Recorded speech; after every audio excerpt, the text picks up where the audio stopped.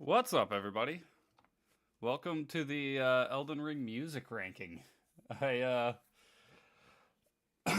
excuse me, obviously intended to do this as a video, and I am a moron, so I don't know how to edit. So I just figured we'd go ahead and stream this concept, and I can cut this up, cut up the stream into a video if anybody wants to watch it that way. I'll cut out a lot of the extra commentary I'll probably have. So, you know, since I have extra stuff to say. Oh, I did want to add another tier to this tier list. Is it this? Yeah. Add a row above. Uh,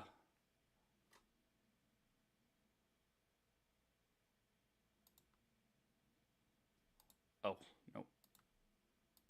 Change the color on this one. What's up, Razorbolt? How are you doing?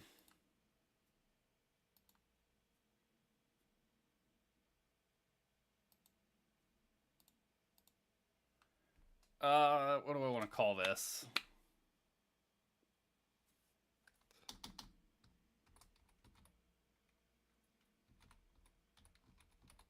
Transcendent? Oh, it doesn't fit in the box.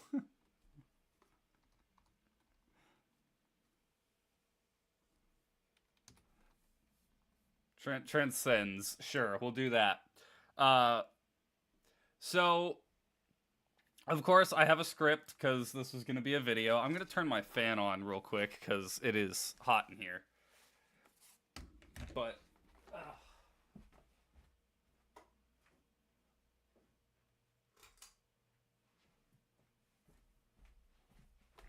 okay. I have a script because this was intended to be a video. I'm not going to read the entire script because there's some. I'll read each individual thing, but I'm probably not going to read the intro and outro just because there's no point since it's not a video. I will read off the guidelines that I had just so people can understand why I'm ranking them the way that I am, and you know, because well, you'll see as the ranking goes on. But the guidelines that I have is one, how well does it fit with the boss? So, does it match the energy of the fight? Can you picture the fight in your head when you hear the piece? Enhancing the fight is important. Any piece that can will earn more credit. Um, just this is just kind of vibes based. We'll be real, because it's like, oh, I'll explain it in some of the individual chunks that I read off later, but there are just certain pieces where it's like I hear the piece and I can think of the boss intrinsically because the piece matches the boss so well. And that's kind of what I'm looking for in that category. Two, does the music stand out compared to other pieces? Can you distinguish it? Is pretty much like if I can hear a piece and immediately go, oh, I know what piece that is, it's gonna get extra points. There are a couple of them where it's like, most of these ones are very good at distinguishing themselves. There's a lot of like the Dark Souls ones that aren't as good at distinguishing themselves, and I kind of have to take a minute to go, oh, wait, it hit this part. Now I know what it is. Most of the Elden Ring ones are very good at that. So that's not as big of an issue, but there is one that I gotta penalize heavily for that. Um, and then three is, does it sound good? Like, do I like the piece of music? That's probably the most important one because, I mean, it's music. It's meant to sound good. Even if it fits every other criteria, if it doesn't sound good, it's not worth it. Also, I'm just noticing there's something. Oh, it removed the image I added. Didn't it? Yeah. I don't see it. Okay, hold on. For some reason, the person who made this tier list, I guess, did not realize that Gaius is. Oh, oh, oh, oh! I messed it up. I messed up my crop.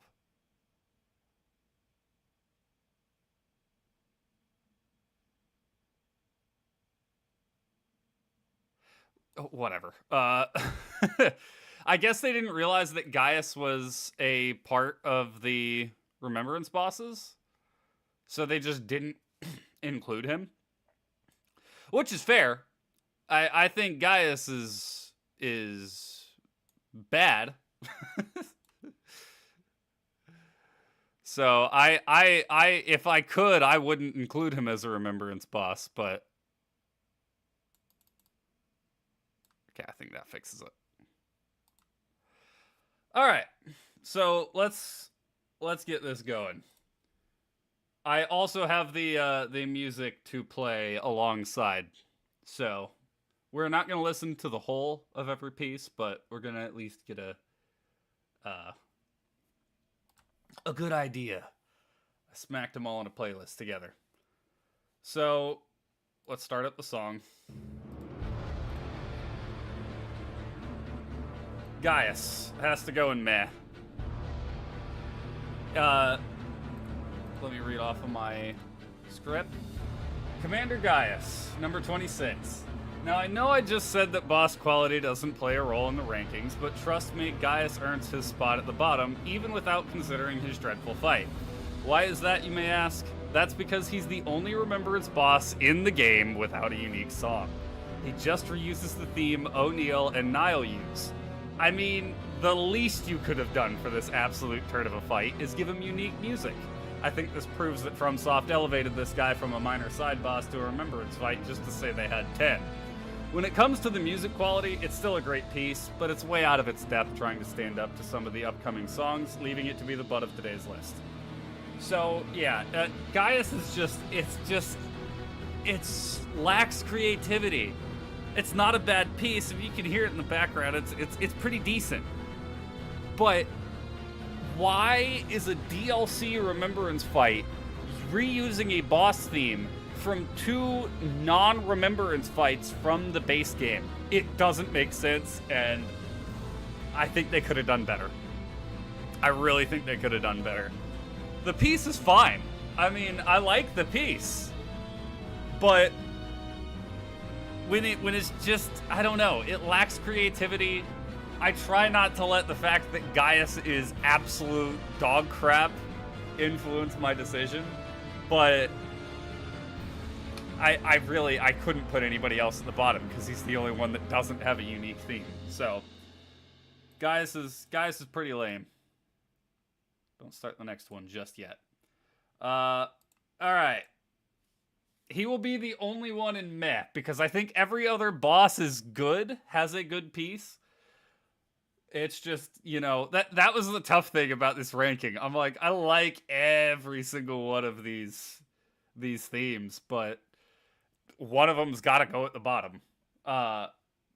So next up, Fire Giant. He's going to be number 25. He's going in good.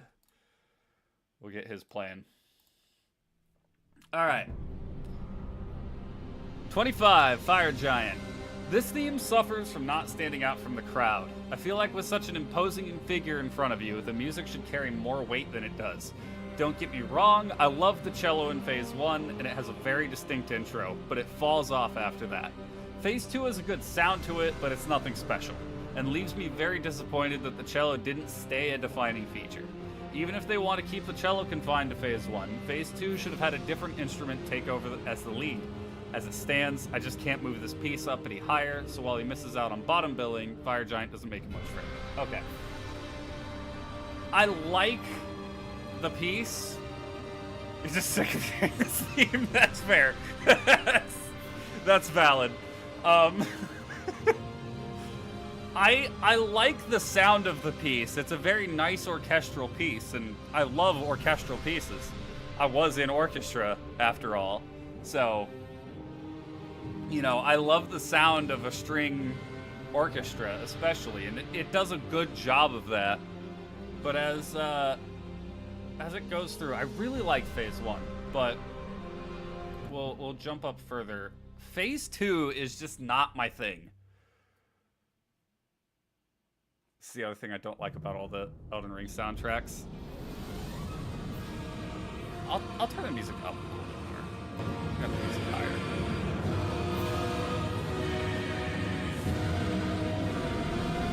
every Elden Ring song has like a piece of silence in the middle. Almost. There are some that don't, but to indicate the phase transition, there are a lot that do.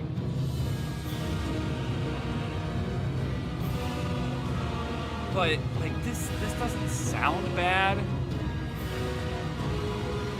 It's just not as epic as I thought it could have been. Because I like the transition, the phase transition for Fire Giant, where he's like opening the eye on his chest. It's freaking metal. This just doesn't capture it. So even though I like it, I you know, it's not my favorite. I actually might have a too many tier list because I think I'm. Oh no. We're fine. Actually, I could probably get rid of the meh tier, because I still think the Gaius one is good, but... Actually, no. We'll leave Gaius and meh. We'll put Fire Giant. Yeah, I do have too many tiers, because I think that most of these are going to end up in Masterpiece. I'll be 100% honest with you. Right off the bat, because... Okay. Next up, we have... Where is he? Where's that boy? There he is.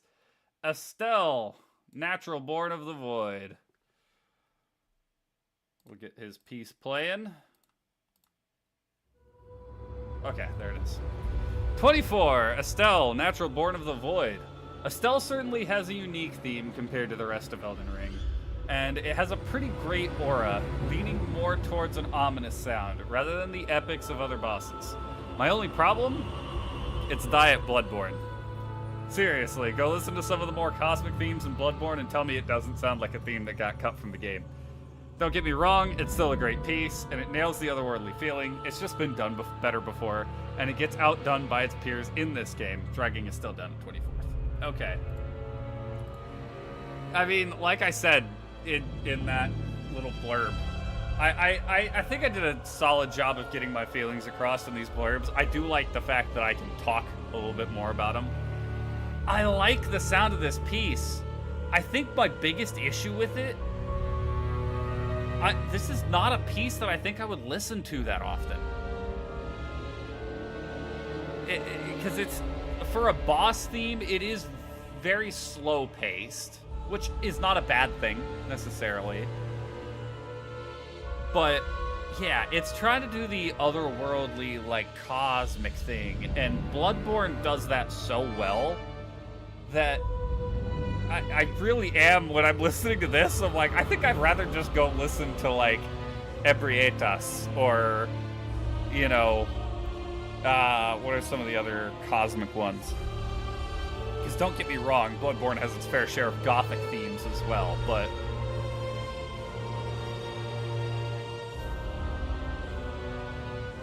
I mean, I like it. It's ominous. It does capture that otherworldly feeling well.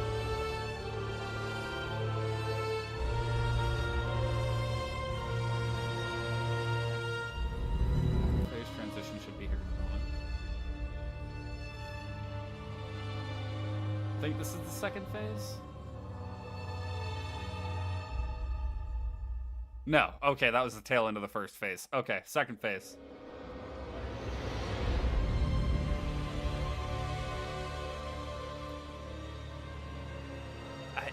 It just kind of stays the same. It's a little too boring for me. Again, not disparaging the piece, because I do like the piece. And I think the reason I ranked it above Fire Giant, okay, I actually have Fire Giant's theme on my playlist that I have all these on. This one, I don't. I ranked it ahead because I think it fits the boss better than Fire Giant's. But I don't necessarily think it's a better theme. If that makes sense. You can say maybe I should have rated it purely off of what I think is the best theme, but I tried not to just do, like, oh, I think this one sounds good, so it's gonna go higher. You know, there's obviously an amount of that because, duh. But I tried not to make it just exclusively that. All right, next up, Renala, Queen of the Full Moon.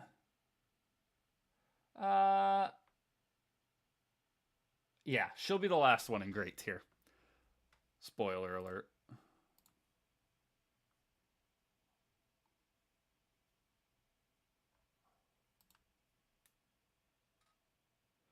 And I actually, you know what? Funny enough, I think I'm gonna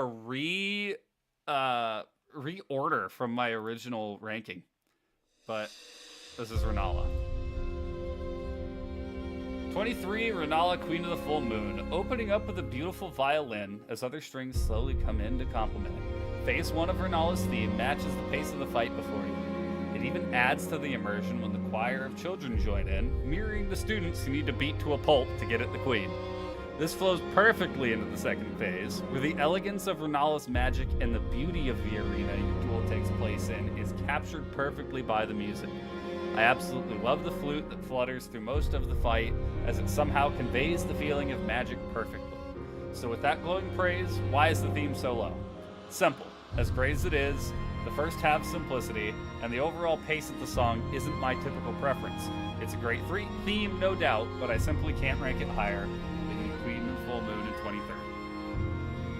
23rd. Okay, I mean, pretty much what I said. I like this first phase. It's good for the piece or for the fight it's accompanying, but it is slow, you know, and it doesn't help liven up this portion of the fight anymore. Because let's be real, running in circles, beating up minions is not the most thrilling thing to do. And when this is the backing track, it makes sense, it fits, but it's just not all that exciting.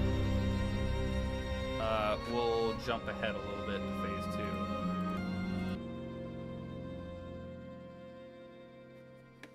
While I take a break.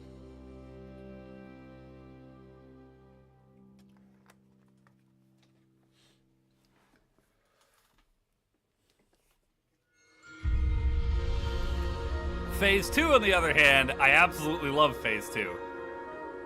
This little fluttering flute in the background is what I was talking about. Turn the music up slightly more.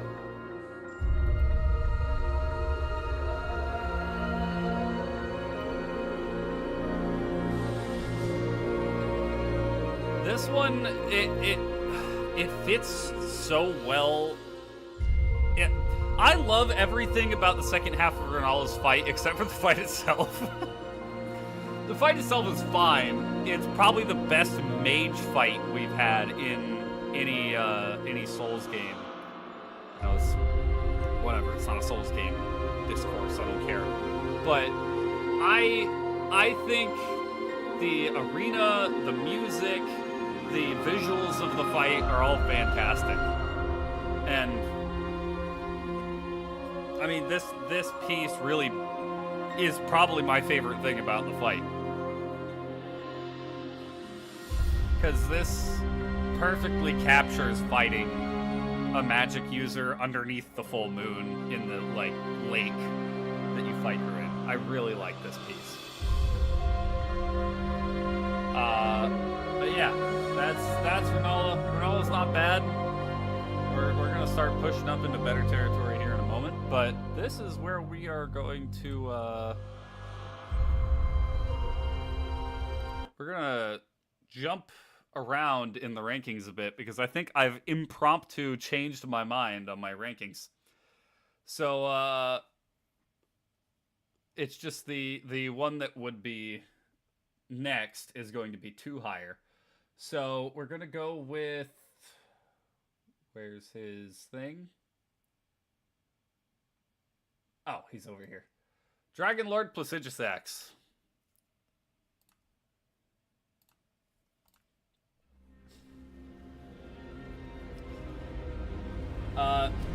This will be number 22, Dragon Lord Placidusax. This theme starts off very irreverent of the clearly ancient being swells to impart the scope of his imposing figure. Then, with the arrival of Phase 2, it teases the grandeur you would expect before briefly pulling back, creating a parallel with Placidusax himself disappearing into a cloud, only to come careening forth with an outstretched claw of lightning, the music in turn hitting the climax expected moments earlier. The sound of the wind and rain in the background perfectly complement this piece, driving home the fact that the Dragon Lord is a living storm. Of course, this would be much higher if the first half was more substantial. It doesn't do anything wrong per se, it just doesn't do enough, keeping this piece from soaring to the heights the boss it complements does. So, like I said, I like this first phase, but the first phase is kind of basic to me. It doesn't do anything wrong. This part sounds good. I mean, the whole first phase sounds good, but you know what I'm saying.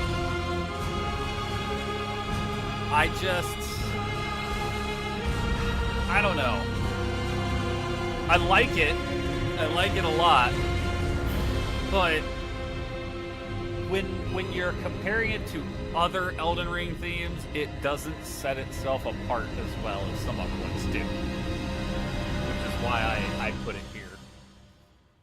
Now, you'll hear what I was talking about with the start of the second phase.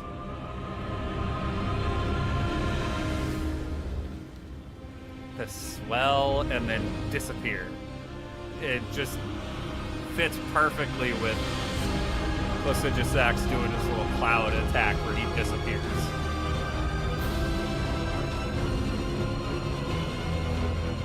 I like this piece. The cellos in the background.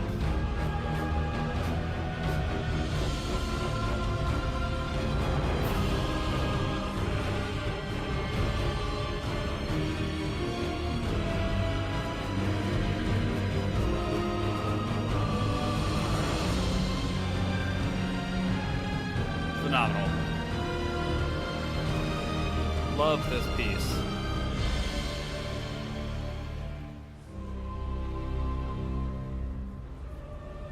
I love this part too, where the piece kind of dies down and you can hear the wind and rain.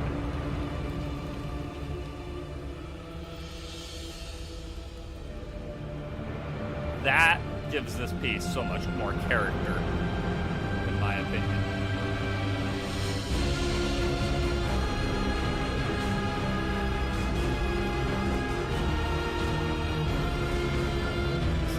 Placidusax, great piece.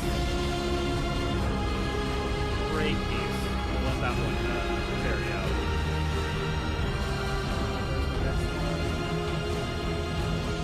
Oh, there he is. Alright. Next up is Malekith.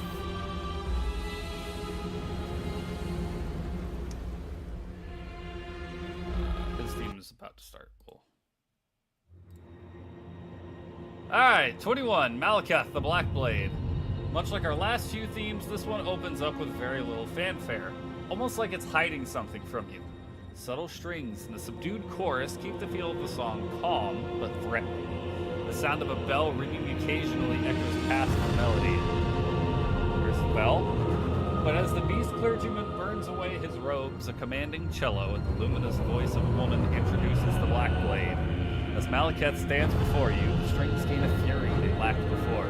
The chorus belts along with malicious intent, and a commanding drum joins the symphony. Just as the music starts to swell, it dials back for a mere moment before retaliating with an even stronger force than before. The whole orchestra becomes more frantic as they battle with destined death nears its end. Truly an incredible piece that unfortunately ends up at 21 due to the insane quality of the rest of the list.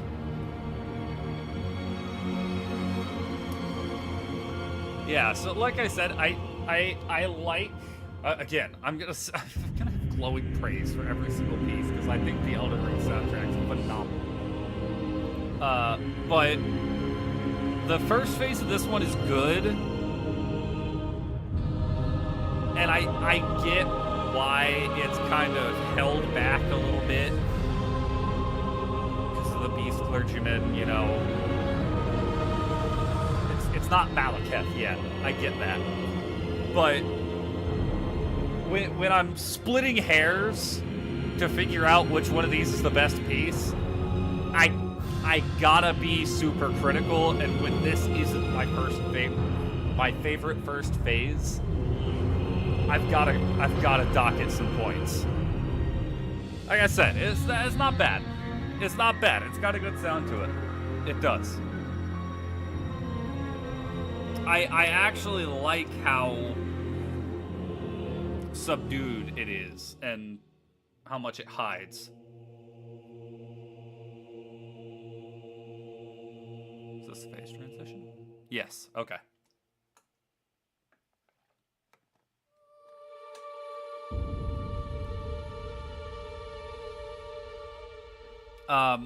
But while I don't dislike the first phase of this one as much as I dislike Placidusax, I also don't like the second phase as much as I like Placidusax.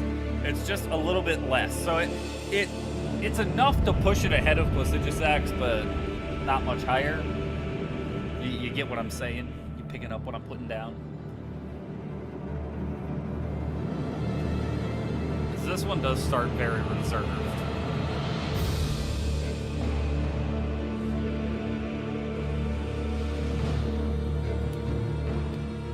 And in case there were any calls of bias for boss fight, like the actual fight itself, Malekith is one of my favorite fights in the game. I love Malekith's fight. So I'm not ranking him low because I don't like the boss fights. It's truly I tried to remove the bias of the fight from the music, and I think I managed to do that for the most part. I know there's one in a bit that some people will definitely be like, oh, it's just the boss.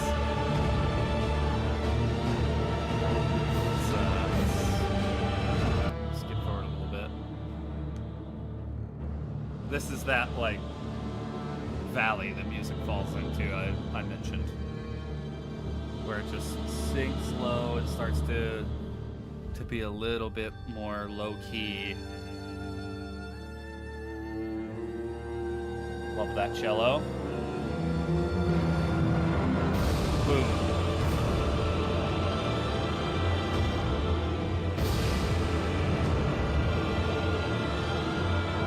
Brilliant. Absolutely brilliant. It's gonna get hard to not say the same things about all these pieces of music because they're all fantastic from here on out. Well, not the... I mean, okay, you know what I mean.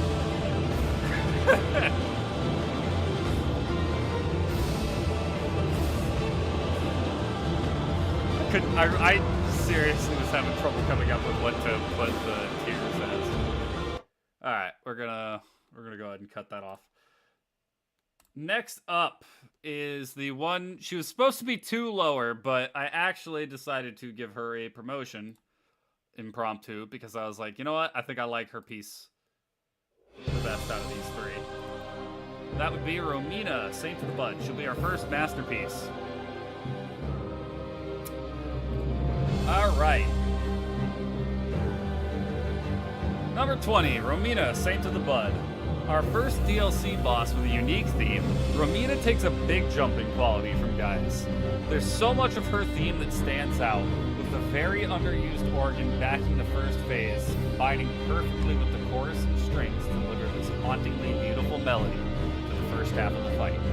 But it doesn't stay the course, instead choosing to burst forth in the second phase into a remarkable climax. Giggity.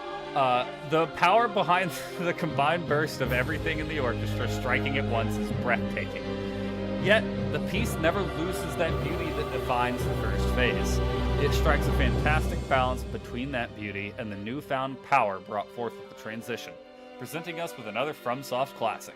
It's a shame this has to be so low because I truly adore this piece. Only a few songs in and we're already cracking S tier. Let that be a barometer for the quality on display going forward.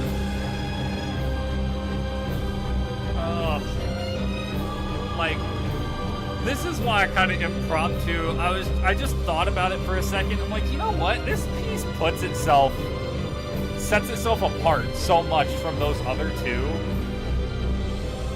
This is like truly fantastic. And this is what was so hard about this, because from here on out, I'm like, I love every single one of these pieces. I think there is a piece I kind of want to drop behind this one as the worst, quote unquote worst, and I only really ranked it where I did. Hold on, Romina. I only really ranked it where I did because of the same thing like Estelle, where I think it fits so well with the boss, and it's such a unique theme that it deserved to be a little higher, but I don't personally like to listen to it that much, but this is remarkable. I love this. This made it onto my playlist as soon as the DLC came. Well, okay, as soon as I finished the DLC. Not as soon as it came out. I admit, as soon as I finished it, because I didn't spoil myself. I love this part. The, like, call and response.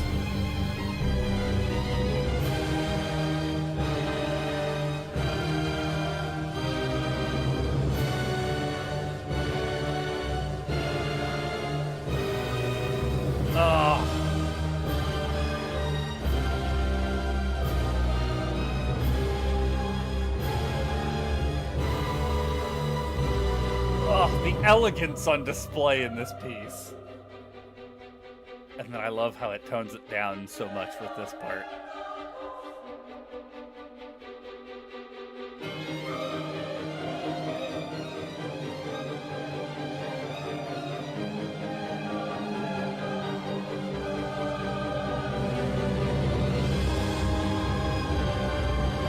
Dude, it's just so good. And we're not even... We're 6 bosses in. Now, this one, I have to say, you catch me on different days, and I might rank this ahead of at least the next 2, if not 3 or 4, because I do really, this piece is phenomenal. It's so good. But I'll try to refrain from doing any more rearranging. Oh. Let that single bass note play out. Great. I'll try to avoid doing any more rearranging, but that's going to be hard because there are some of these, like, okay. We'll just go, we'll go forward with it. Next up is, where's his thing? I think that's him. Lich Dragon Fortisax. Oh, I kind of need to play the theme.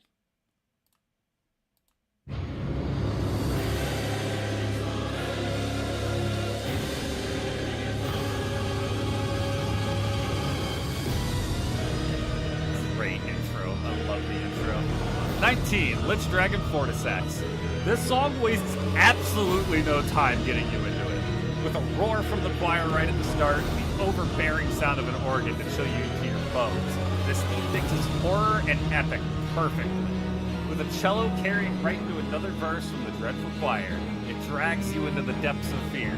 As if that wasn't enough, everything surges forth tenfold in Phase 2. With the pounding of drums and an entire orchestra of strings joining the clash, the heights this piece reaches can hardly be matched. With that said, I have one major complaint. I wish the organ had been more prevalent in the second phase of the song. Very few pieces in Elden Ring use it effectively, and the first phase used it to perfection. It's not to disparage the piece, however, as it still well earns the 19th spot. Yeah, Lich Dragon 40 stacks. Oh yeah, hold on. I'm gonna get that image up on the screen.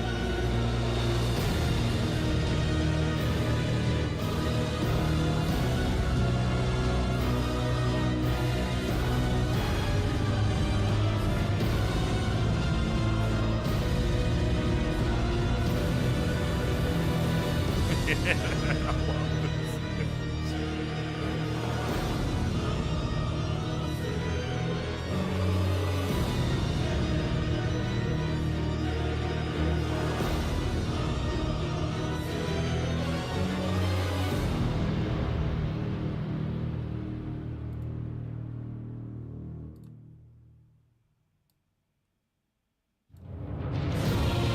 Oh,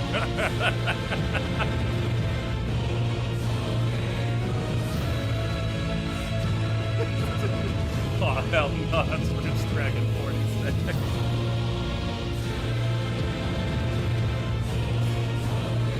The like, Party City Pimp Canes is what gets it. What does it for me. Such a great game. Alright.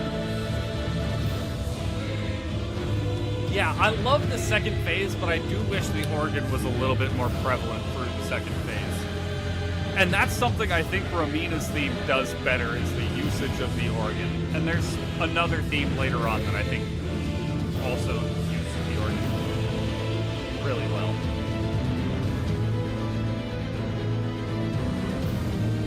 But it's so frantic, it's imposing,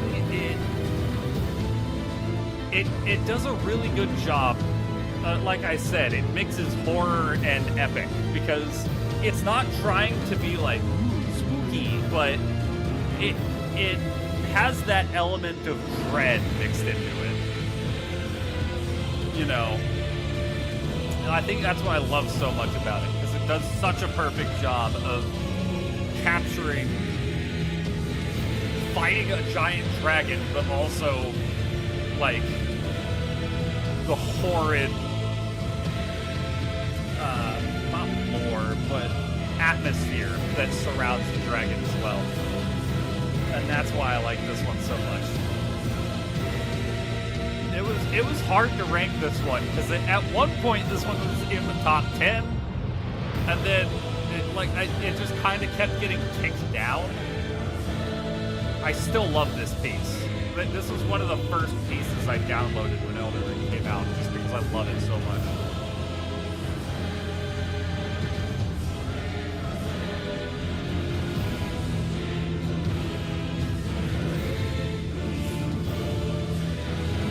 Oh boy. Yeah, leave it to Rich Dragon 40 Stacks to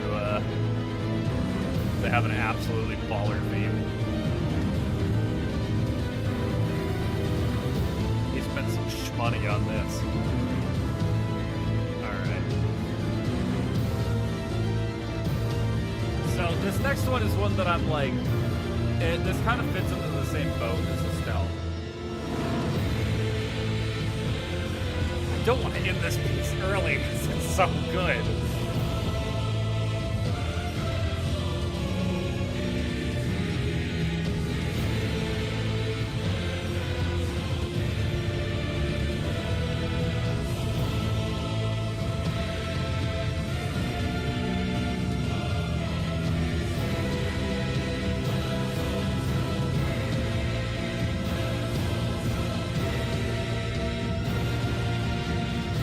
Oh my gosh. Thank you, Vortex. Remarkable. Alright, next up.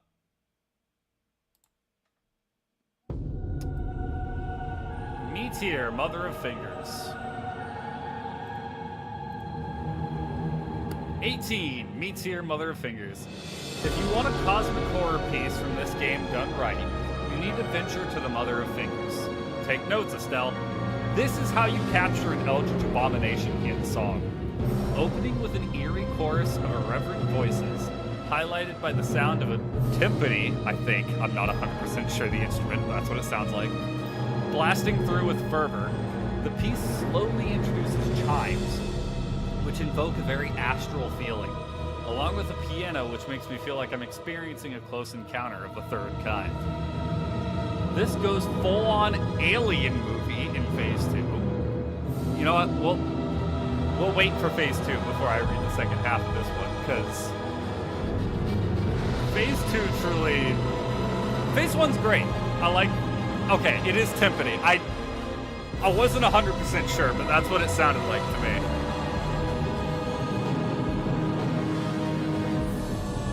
I'm not always the best at identifying instruments. Especially like typical band instruments, because I can recognize an orchestra. Like, I can tell you I like this one very much. This is the piano I was talking about. I can tell the difference between the sound of a violin, viola, cello, and bass. Those ones are easy. When it comes to the brass instruments, they're a little bit more difficult just because I'm not as used to them. Obviously, I can tell the difference between a frickin' trumpet and a tuba. But, you know, especially when you get into more obscure instruments, I'm not going to recognize them as readily. Okay. Full-on alien movie, phase 2. With what sounds like a flying saucer driving the track, and brief interruptions from other instruments that turn this into the most unsettling boss theme I've heard in a game.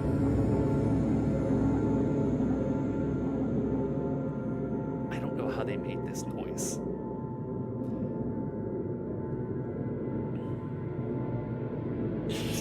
That's fair. That is fair.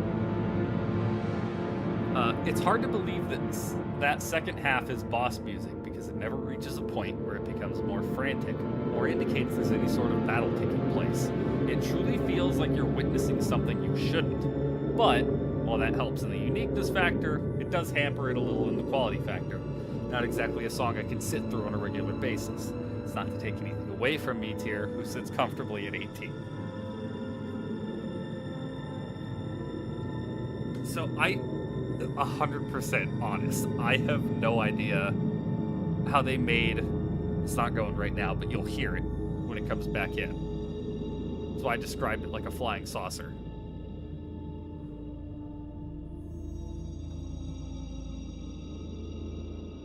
Because this is so unsettling.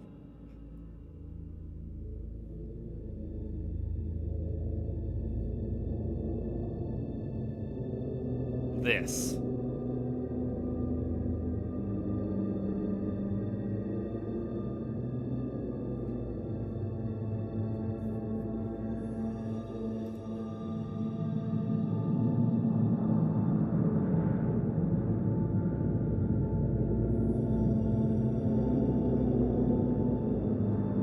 Gosh. I lack the words to describe the feeling this conveyed, because you're just like, it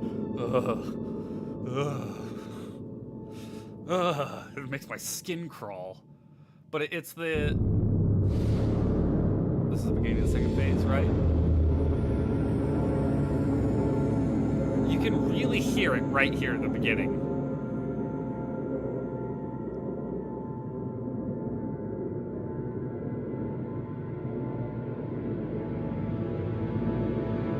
I don't know what instrument that is. Obviously, that's strings in the background. That's fairly obvious.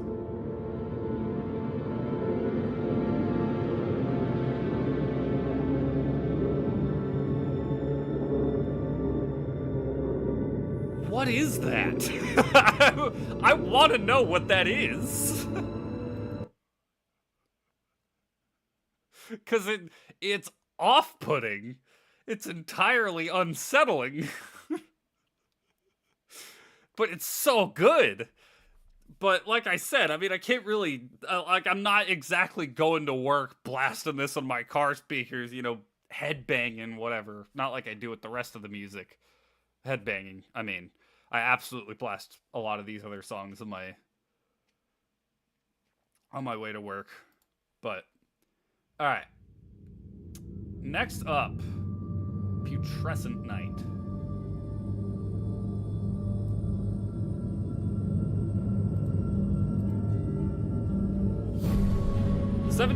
Putrescent Night.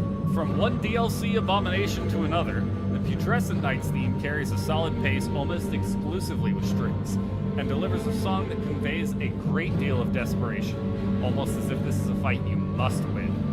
With what I can only imagine is Saint Trina singing to you from beyond the fog wall, the orchestra drives you past the Knight's Cleaver and straight into Phase 2, where things pick up. The strings plod away with a quickened intensity while a hail of horns join in to add to the growing weight of your necessitated success. The thing I love most about this theme is that it never seems to change like many of the other themes in its latter half. It seems more like an evolution on what the first half was trying to do. All it does is add to the crushing weight the piece carries and hails the battle towards its finale. The way this piece perfectly accents the battle with the knight places it at 17. So it is something, and you'll hear it when the second phase comes along. A lot of the second phases in this game are of a similar DNA, but different than the first phase. The second phase for this one sounds legitimately like you just took the first phase and went, make it more intense. And you'll hear that when it gets to the second phase, but I love this.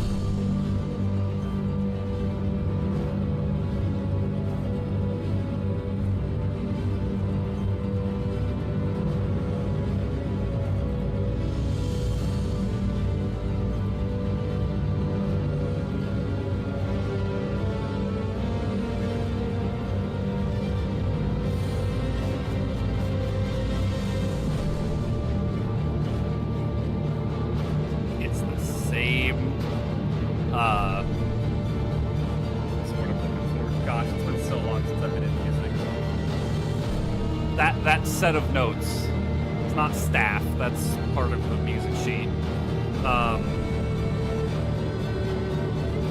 Progression? Is that the right term? For like a specific set of notes, like series of notes that gets repeated.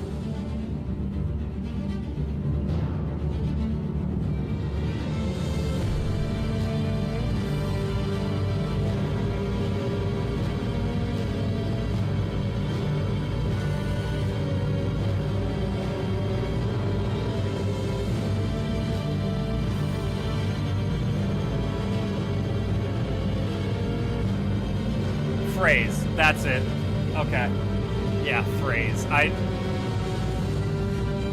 It's been too long since I've been in music, man. I want to get back into it. What? It was sophomore year of high school, so 10 years. Oh gosh, it's been 10 years since I've been in music. Oh, it's been a full decade. No wonder I'm stupid and I can't remember the terms. Oh, gosh. Goodness. I need to find a violin somewhere. Okay, next up, Rykard. Lord of Blasphemy. 16, Rykard, Lord of Blasphemy. The grind of that cello right at the start, along with the haunting choir serenading me as I stare down a gargantuan serpent, is truly a fantastic way to start a fight. Doesn't Eli still have his? Yes, he does. But his is... it's like an expensive violin. I wouldn't want to take that from him. This proceeds to crescendo into what sounds like the audience of this battle willing the serpent forward to put me to death. As the serpent falls, and Rykard awakens, pulling that sickening sword out of his gullet, the chamber explodes into a raucous chant, urging the Lord of Blasphemy to slaughter his prey. The chanting here honestly feels like a ritual, and I'm the sacrifice. They grow more eager of my doom as they press on, finally ending their assault as their lord falls. This piece is an experience in and of itself, carrying the head of Volcano Manor to the 16th spot.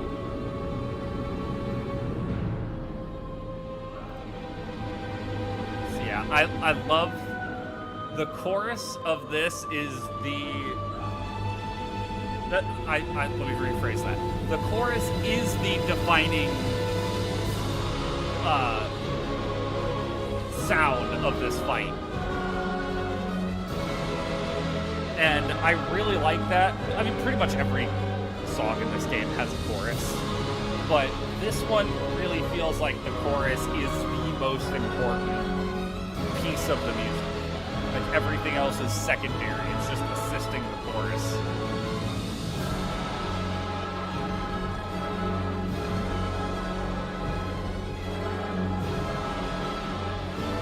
You can hear the, I mean, the violin's going kind of crazy, but, and there's the smashing of the gong in the background, and, you know, but they're all kind of, you know, pardon the pun, but playing second fiddle to the chorus.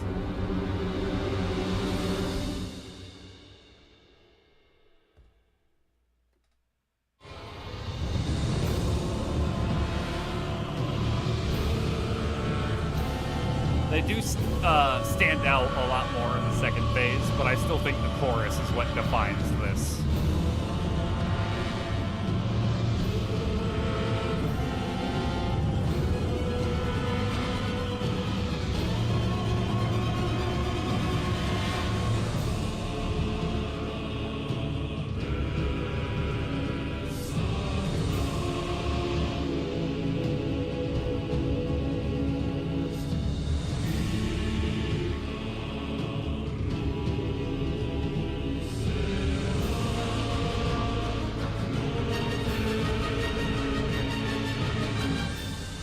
That part too.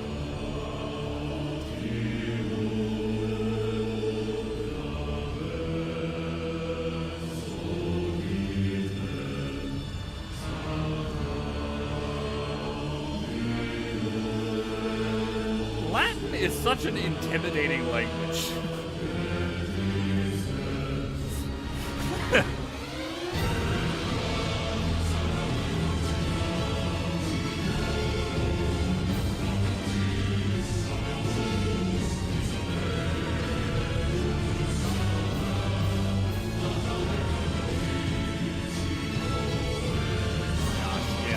I think this is one of the best choruses in Elden Ring.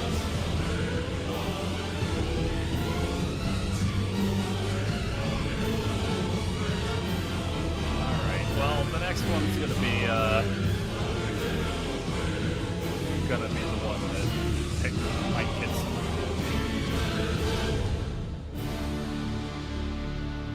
Alright, we're good. Okay. Number 15. Promised Consort Radon. Alright. 15. Promised Consort Radon. Now, I know what you're thinking.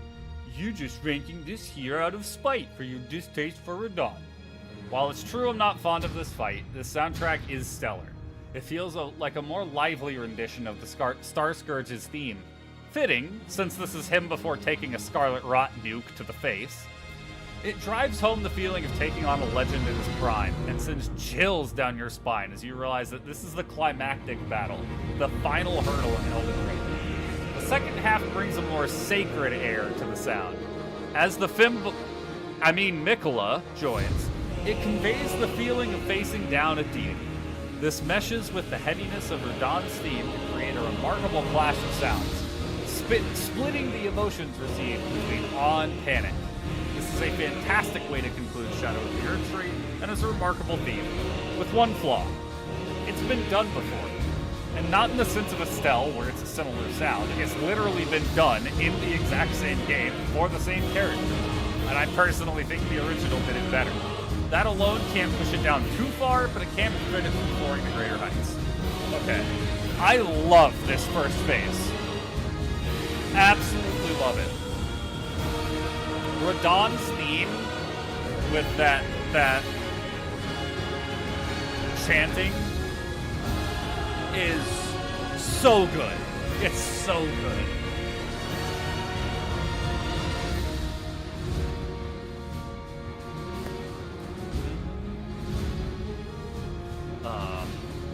Yeah, the first phase of this theme is great. I love it. And it fits right along with what I would want advancement on Radon's theme to be. Yeah, the choir in this one does go crazy. Even more so than Reinhardt's, which is part of the reason I put it in front.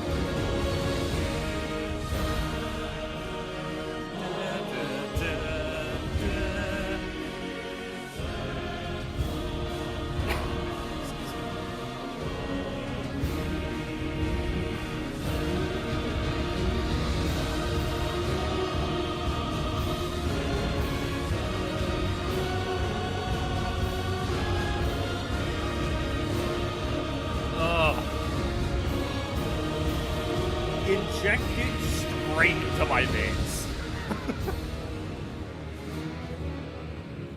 If the whole fight stayed like this would be one of my favorite fights in Elden Ring.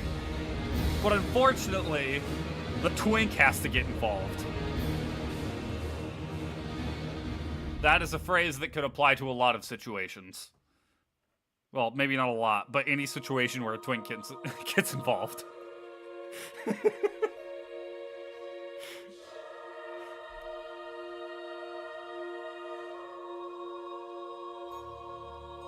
Like, this isn't bad.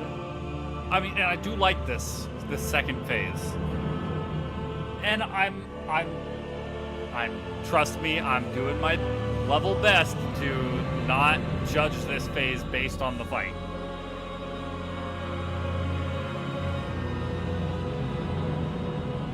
But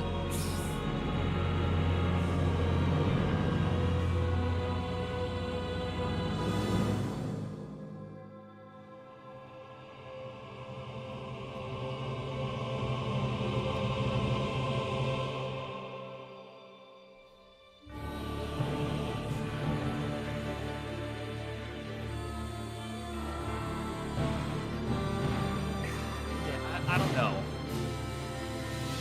This lacks an intensity. I finally beat the Femboy with the hammer. Those indeed were my words. And I'll do it again.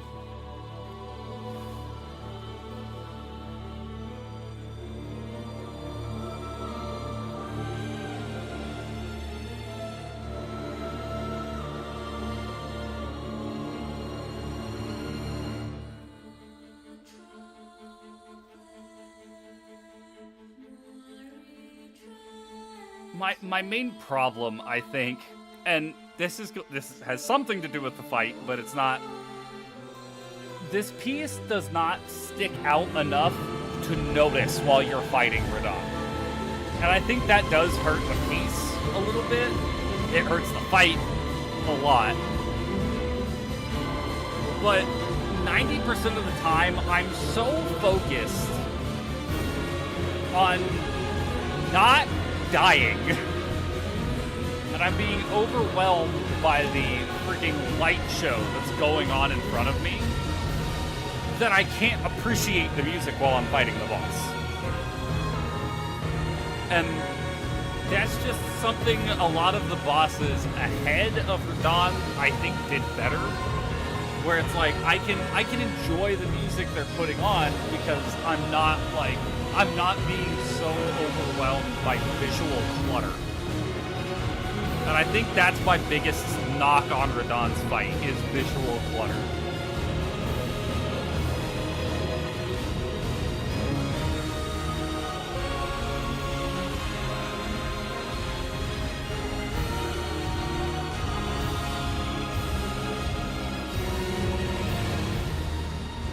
They made the light effect RGB?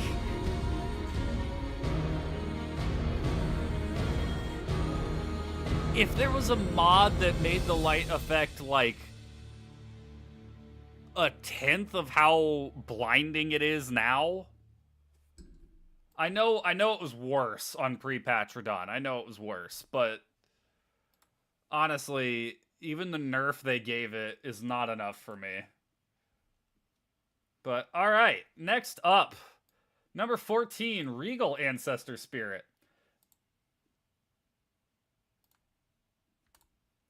Alright. 14, Regal Ancestor Spirit. Even despite this not being a ranking on the quality of the actual fight, Some may be surprised to hear that the Regal Ancestor Spirit made it this far in the rankings. That's because this theme sails to much greater heights than the quarrel it accompanies. This theme stands out from any other in the game, with a primal elegance that invokes the feeling of standing before a majestic creature. Not sure what the instrument is, but every time it cuts in, it sounds like the cry of an elk, as if the creature in front of you is calling out in tune with the music. Then, as the second phase begins, it's transformed into a ballad fit for combat with the nature spirit. Keeps the air of that. It's a string instrument of some sort, I'm sure, but it's not a typical string instrument. It keeps the air of the wilderness while adopting the fierceness of battle, an absolutely stunning showing from an otherwise mediocre boss that brings it up to 14.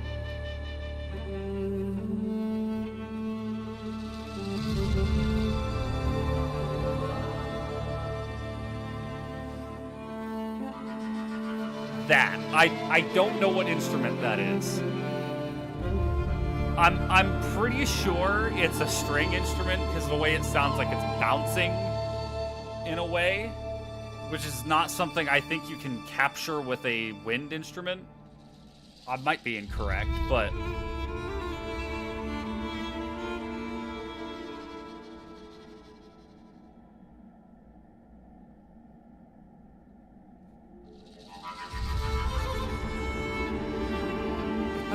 it does have that aspect of a wind instrument, so I'm really not sure.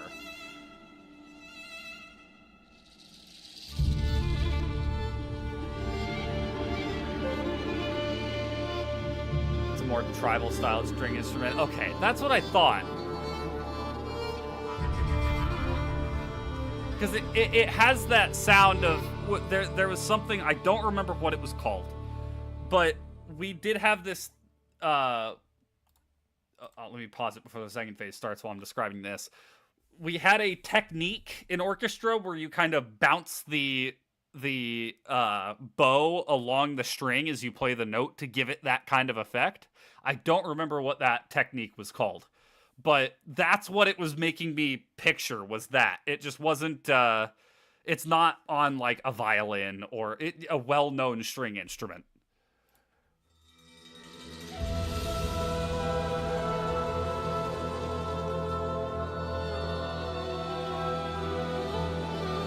Yeah, Master Themes of the Spirit. Yeah, I think it fits perfectly. It's an awesome instrument, and the way they used it, it does sound like the cry of an elk. Which is why I couldn't decide if it was a horn or a string instrument. But yeah, great instrument to include. I like the rattling of the, what I assume are maracas, but could be any other sort of instrument like that, like a rain stick, or, it's probably not a rain stick, but, because it's definitely shaking more. I mean, it could be a rain stick, I guess.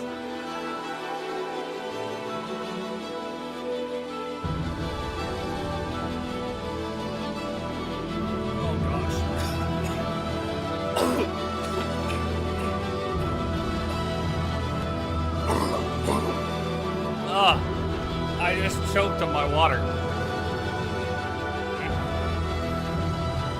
I forgot to debone my water before I drank it. Oh, gosh. Alright. Yeah, I wish this fight was better, because I really like this theme. But, you know, 'tis what it is. Alright, next up is Skagitry Avatar. Giant Sunflower.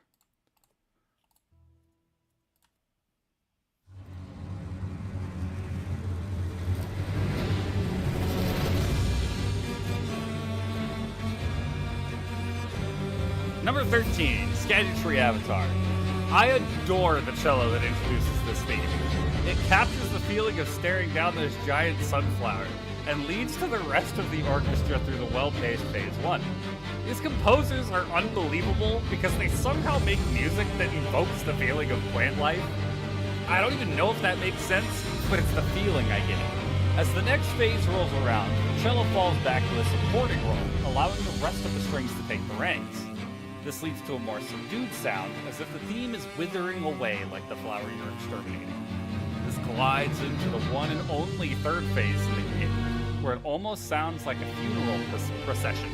A somber choir takes the place of the boisterous orchestra, with that lone cello continuing to guide the harmony.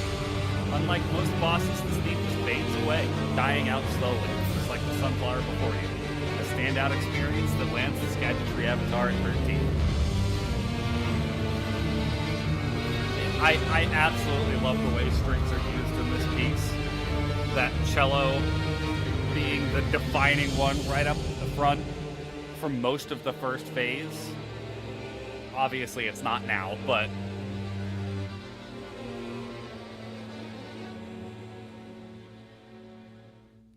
now into the second phase.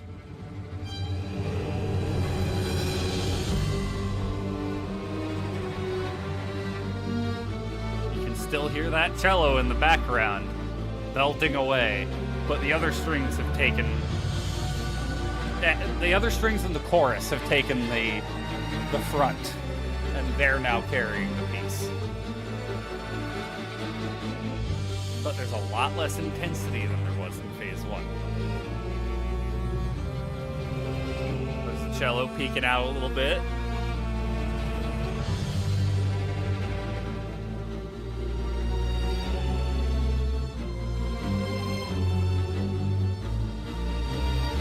That build-up shows exactly how I felt when it died and came back. That's what's so perfect about it, too, because you fully do not expect it to come back the first time you fight it. And that's something that I absolutely commended the piece for as well, because it comes back swinging when you're just like, oh, well, that's the end. Wait a minute. and that matches the fight perfectly.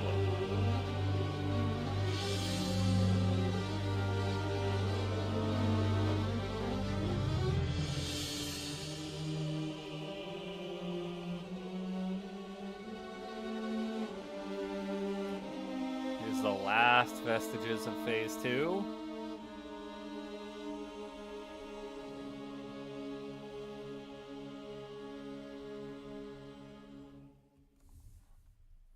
All right.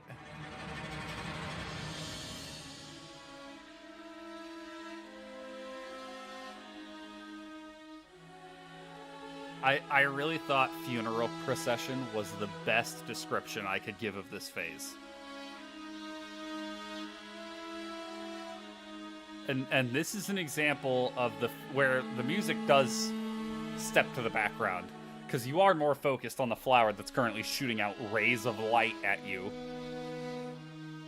But the music is intentionally trying to kind of fall into the background a little bit.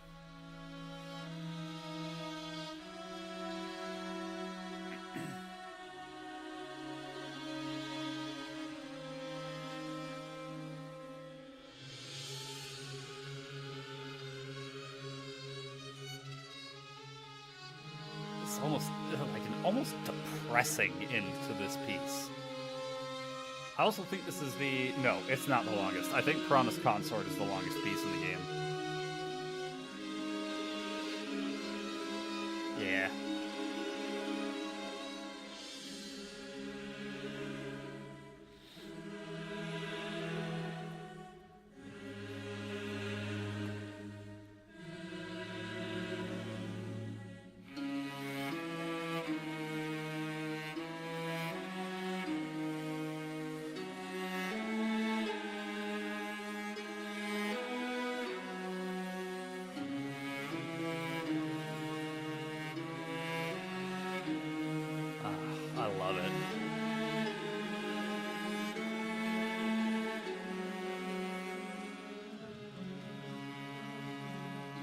I also love it because it is so unique. Because so many other pieces try to build up to this remarkable climax. Like, oh, it's the end of the fight. And this one just dies. It just ends.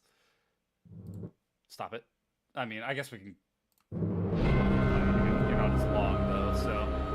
Alright. Melania, Blade of Mikola. Can you get up there, please? Thank you. Number 12. Melania, Blade of Mikola.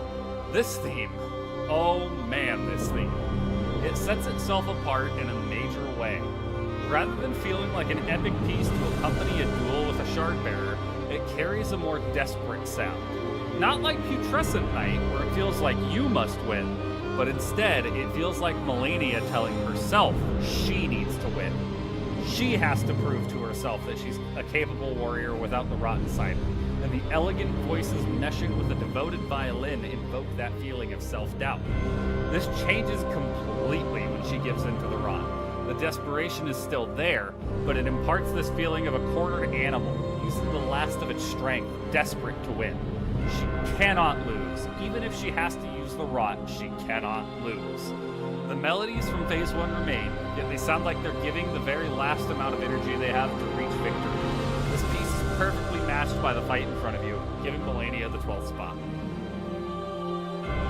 So, something I like from here on out, and really every piece in this game has been really good, but listen to this music, you can feel the emotions that Melania is feeling through this fight.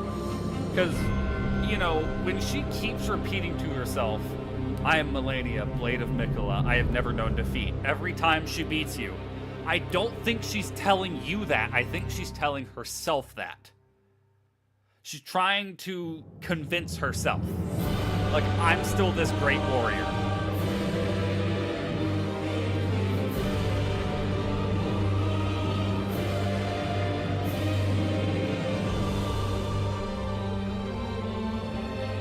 I would truly love this fight if she didn't heal, man.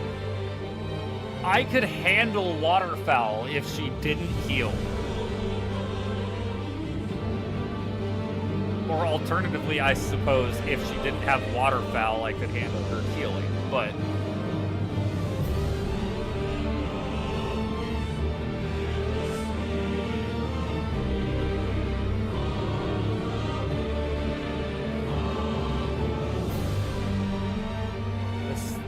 This is a fantastic theme. I love... As much as I don't like Melania as a boss, I do love her theme.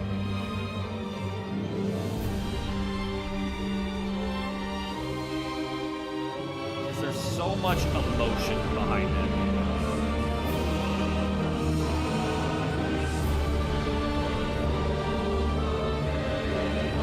We've had runs where she didn't even Waterfowl. I think my Yeah, I beat her twice now, right? 3 times? Twice. I think the 2 times I've beat her, she didn't do... No, actually, on stream, she did Waterfowl in the one that I beat her. I almost beat her on one where she didn't Waterfowl. Yeah, when she doesn't Waterfowl, it's fine. It's just the fact that all you have to do, 1, Waterfowl shreds you, and 2, if you survive, she's healed so much. So I don't like Waterfowl. Okay. Next up, Morgott. Get him in there. Morgott the Omen King.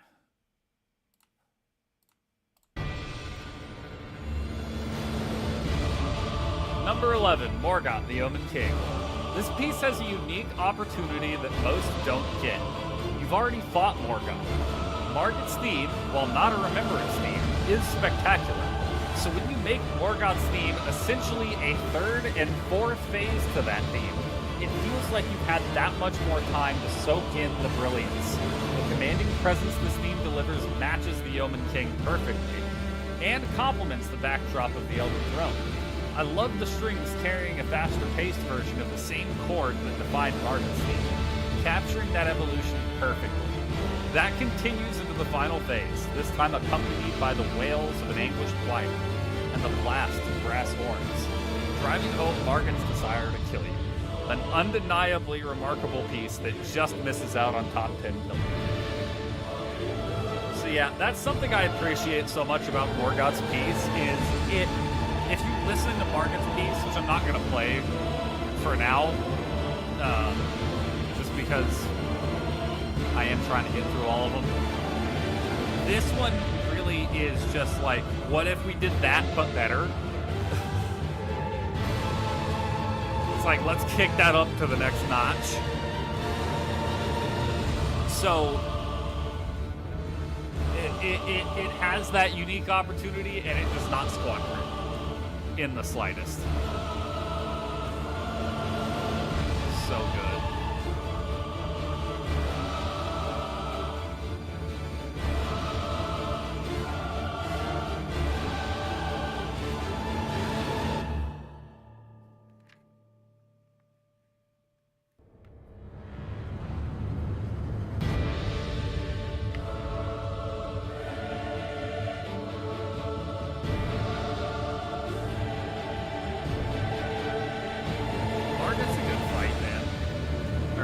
Morgoth's a good fight.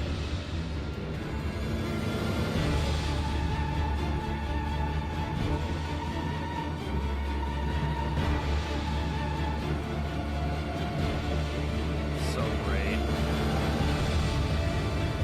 Intensity.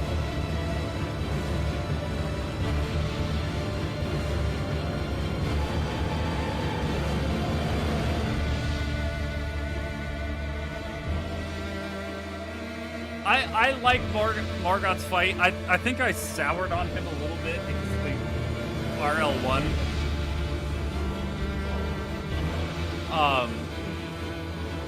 Because he does exemplify what I think is I don't want to call it a problem, but it's a bit of a pet peeve of mine with Elden Ring bosses typically just relying heavily on like oh, I got you, I did a delay, I didn't expect it. And you know, as I've gotten better at most of them, I've liked them more, but it's still kind of a sore spot where I'm like, I could walk into a boss fight in DS1, DS2, DS3, Bloodborne, and wing it and get through the boss fight. Not 100% of the time, I usually still had to learn the moveset, but it didn't feel like it was trying to trick me into dodging early on every attack. And that's an issue I have with Elden Ring still, even as I've played it more. Hold off, music. But I that's not to take away from these bosses, because I still love Morgoth. I still love a lot of the bosses in this game. But that is just one thing that I dislike about some of these bosses. But to crack our top 10, Godfrey First Elden Lord. 10, Godfrey First Elden Lord.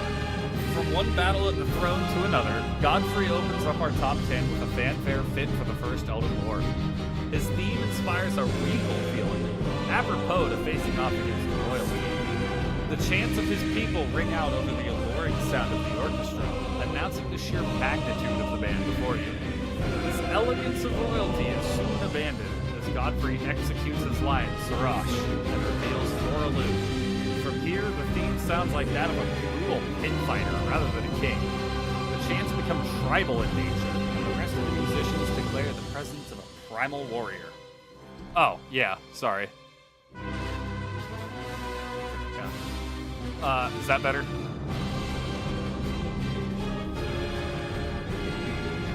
Or lower? I can go lower.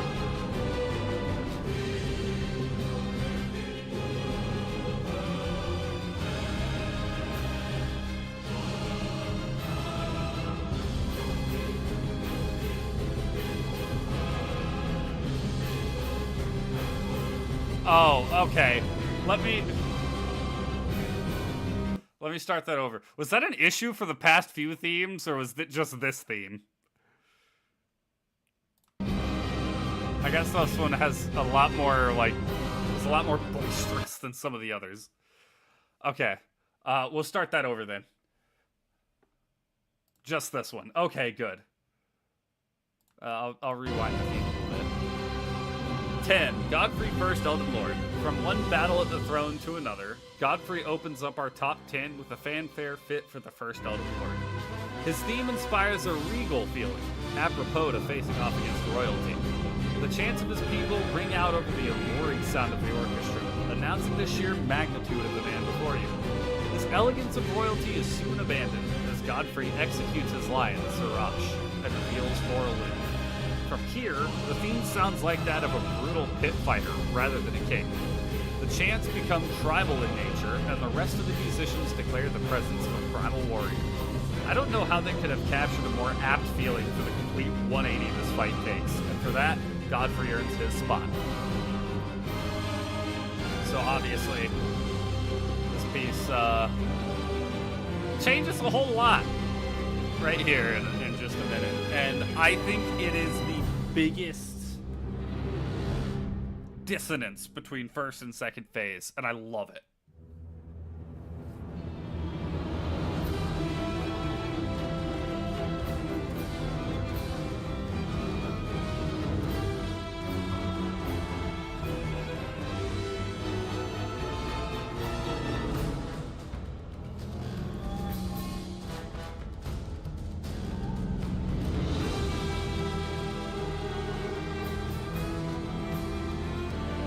This fits so perfectly for Horaloo.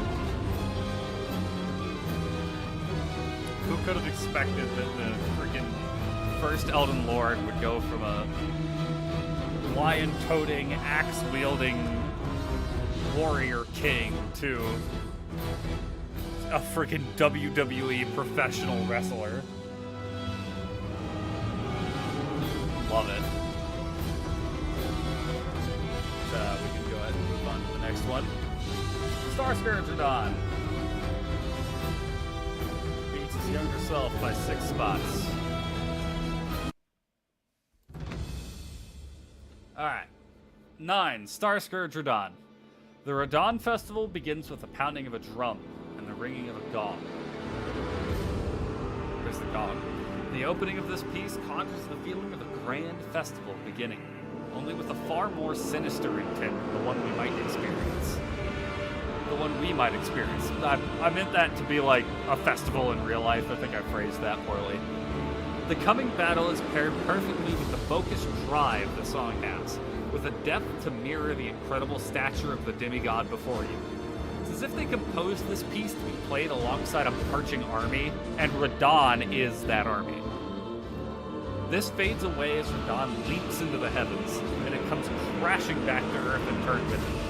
As the battlefield falls dark, you get the feeling from the music that this is uncharted territory, as if every other warrior before you failed to bring the battle this far. The main chants of Radon's theme shine through, foreshadowing the future fight you will have with him, while also making clear he is not as mighty as he was in the text. The incredible first phase of this theme pushes it above his younger self, bestowing him with 9th place.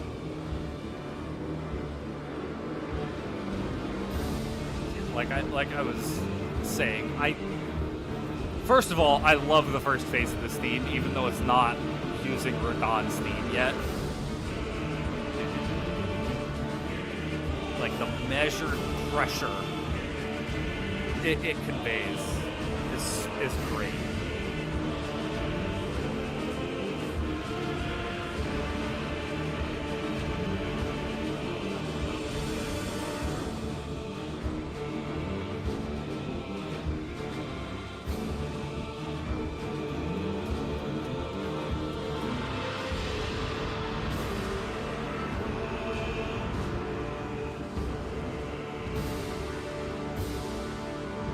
I'd like to point out, Radon has almost 13 minutes of soundtrack dedicated to it. That's a little crazy.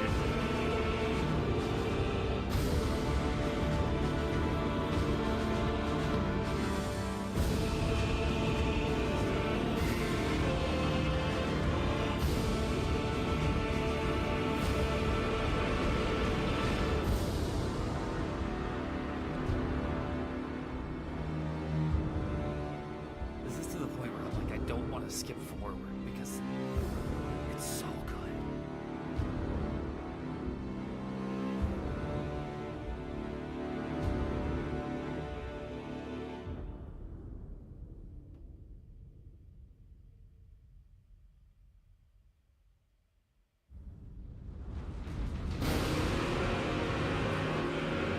And such a great re-entrance with a meteor.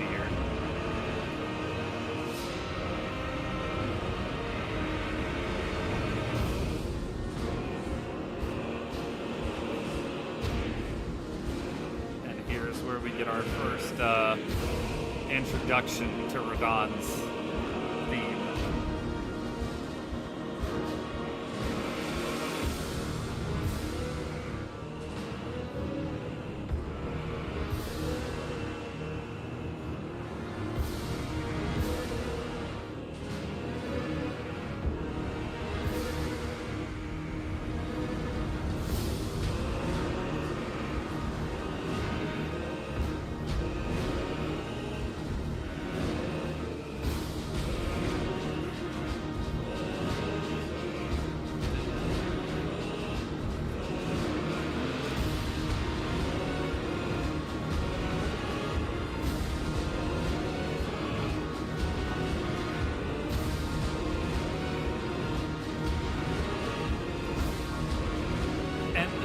This is where I feel the first phase of the Promised Consort does well.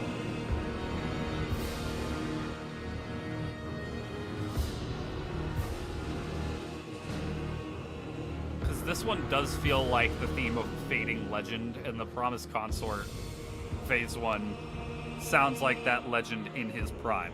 They did a great job with that.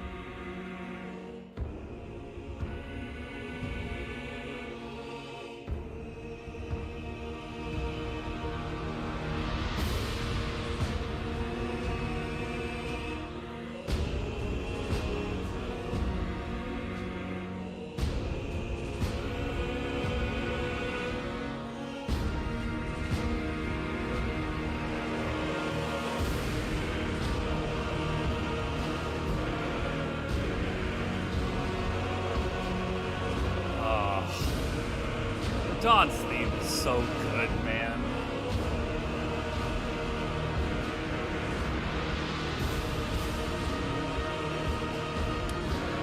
And whenever I say that, I mean I'm talking specifically about that one phrase. The whole like that, and then into this, like, so good. They cooked with that one.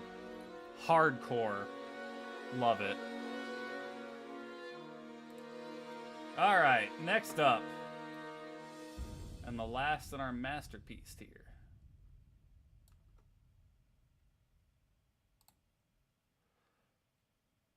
This is Radagon and the Elden Beast. Number 8, Radagon and the Elden Beast. They made a brilliant decision making Radagon's theme mirror the main menu music. It makes clear to you just how far you've come, the great ordeals you've triumphed over, the titans of difficulty you felt. All of that comes to a head with this theme. This is the point where it becomes difficult to describe these themes in a way befitting their quality. The emotion this theme builds up inside of me is unlike anything else. When you finally fell Radagon, the grandeur of the theme fades away, as the Elden Beast introduces itself. This half, too, mirrors a part of the menu theme, and once again expands it far beyond. With the harp strumming and the operatic voice of the woman being the only sound, it feels almost empty. I'm going to tune that down just a little bit. There's turn it down my own ear. With a harp strumming and the operatic voice of a woman being the only sound, it feels almost empty. That is, until a full choir joins along with a full array of strings and drums to herald you towards the end of your journey. While the Elden Beast's half of the theme is not my usual taste, I do greatly enjoy it. That said, Radagon's half would likely be higher with its absence, leaving this theme at number 8. I freaking love Radagon's half of this theme. The intensity, it feels like an epic final battle theme. Like, there shouldn't be anything to come after this. The way it drives into the theme and just the theme as a whole, it feels like almost Arthurian in a sense. Like it's remarkable. And like I said, I like the Elden Beast's half of the theme, but I wish Radahn's theme had just got to carry on for longer.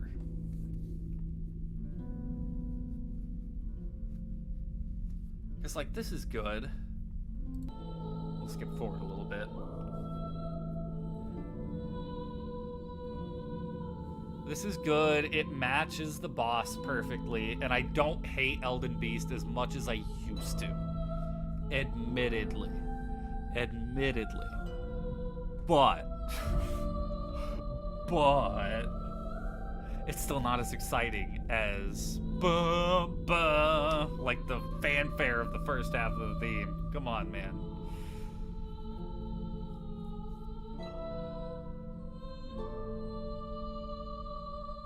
Where's the part? It should be right here. Yes.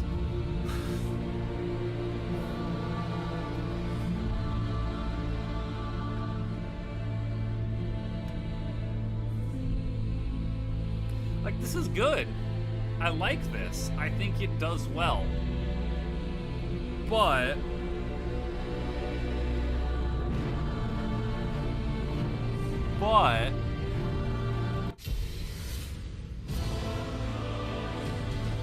I'm just saying. All right. Moving on to the top 7 and what will be our first one in Transcends.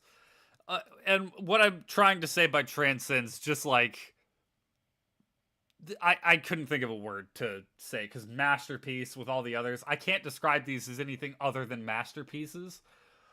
But these ones are just like the next step above a masterpiece. They're phenomenal. And the first one in that tier is Mesmer.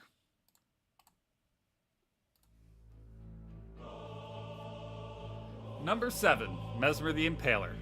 I know I've been lavishing praise on the majority of these pieces, but from here on, we reach the pinnacle of FromSoft's library. Mesmer introduces us to this upper echelon, and what a start. Heralded in by a remarkably ominous choir, they continue their cries as a cacophony of strings parade you through Mesmer's spear thrusts. These elements trade off dominance through the first phase, eventually syncing up with one another to carry us into the phase transition. As the Impaler removes his eye and awakens his snakes, the ever-so-ghastly choir introduces us to base Serpent Mesmer. The orchestra then explodes with a fervor unlike before. As you dodge between the giant snakes, the chorus belts along, uncaring of your desperate situation. This piece does everything perfectly, and sits at 7th merely because of my personal taste. Like I said, the drums backing this one, the strings, the way they kind of trade off, where it was like strings, then it was choir, and now it's strings again, and then it'll be choir again. Or I think this is where nope, it is choir again. Strings completely fall off, it's all choir.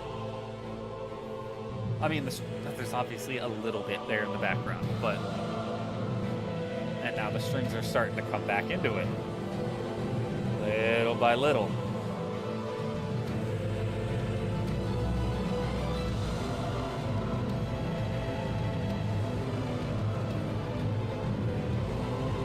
The intense drums in the background as well.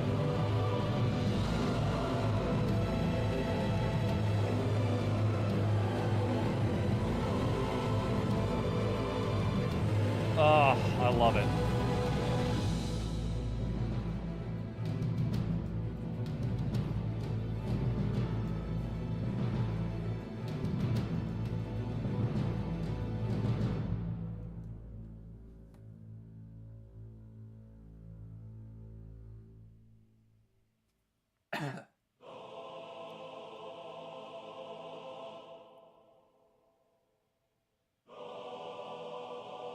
You know what this reminds me of? Duel of the Fates. The way that intro starts.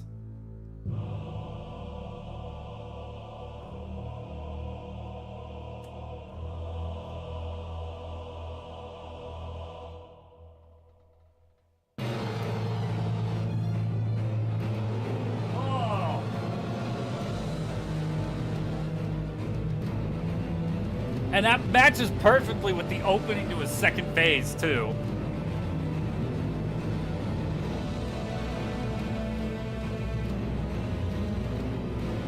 With the snake coming down and the explosion, like... The music explodes right as the bomb he sets off explodes.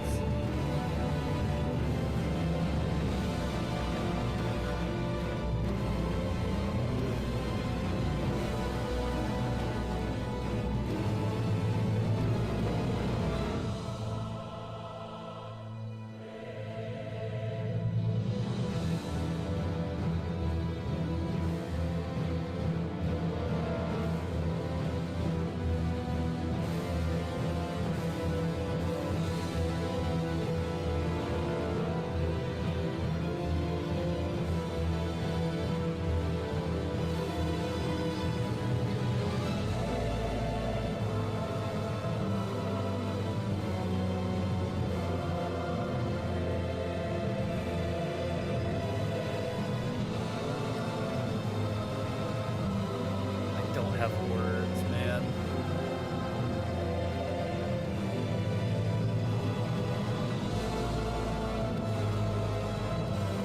Brilliant.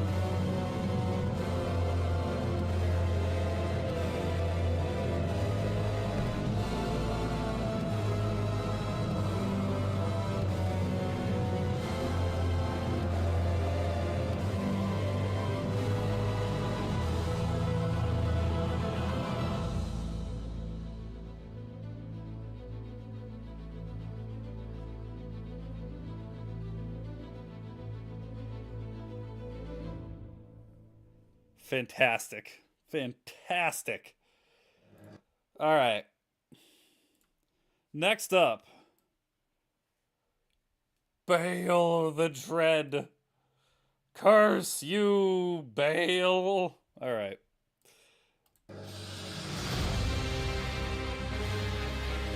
Number 6, Baal the Dread.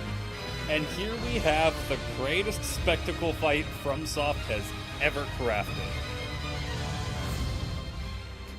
Tad down. Seriously, this fight is the epitome of the absolute cinema meme. From the heartened cries of Egon to Baal himself, ravaged with ancient injuries and with spectral wings that catapult him through the sky, everything about this fight is awe-inspiring. And with all that, the music might still be the best part. I love the choice to not include a choir of any sort in the beginning, as to let the Oh, I completely misread. As it lets the instruments speak, and allows the piece to flow with the fight. Plus, the shouts of Egon would overshadow anything the Latin voices could do. The emotion behind every part of this piece grabs you, telling a story through the measures on the paper, making you feel as though the very earth you stand on is begging you to slay this vile dragon. Every part of this is crafted so wonderfully, and whether you're watching Baal take to the skies or staring straight into his dreadful maw, this piece provides you with a melody that will hold you captive until he haunts you no longer, gracing the 6th spot with this dreadful dragon.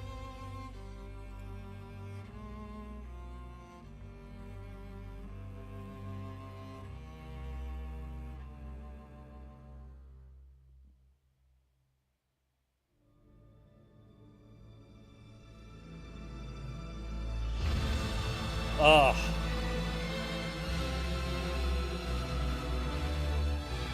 This part is just dripping with emotion.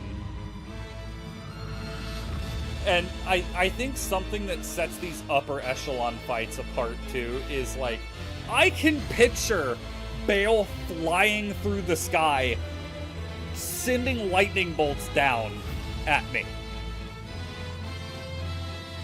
using his explosive fire breath, you know, doing all of the insane cinematic moves that he's got in his arsenal. Like, I feel that through this piece. I can picture that just by listening to this. And I think that's what's so remarkable about these pieces that I have ranked higher. I can just close my eyes and picture fighting this boss while playing this music. And I think that's one of the things that sets some of these pieces apart.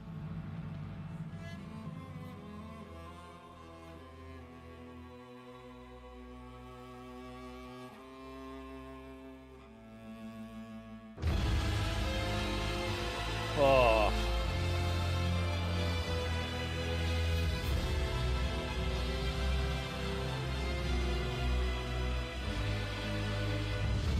Such a remarkable piece, man.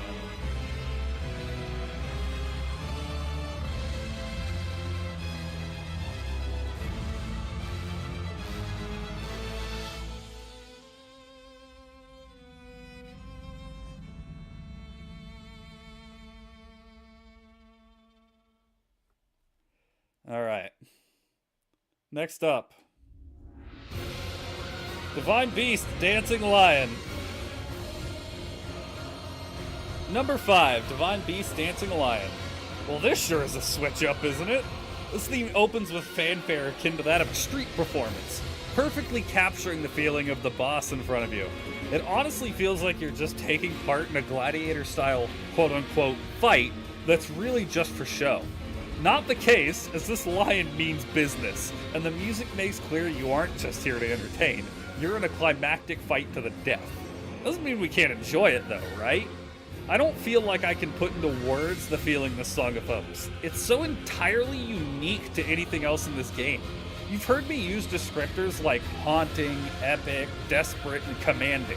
But this fight is gonna get one no other fight in the game has. Fun. Fun is the only word I can conjure to properly define this fight, or this piece. The whole time the piece is playing, it makes combat against warriors piloting a lion suit trying to rip you to shreds seem like an activity I'd enjoy at a theme park with my friends. Perhaps my favorite part of this piece, though, is that the fact that the lion's elemental changes in the second phase occur to the chants in the song. Such a remarkable detail, along with this standout piece, give the Divine Beast the honor of opening our top 5. And I perfectly talked over the entire first phase.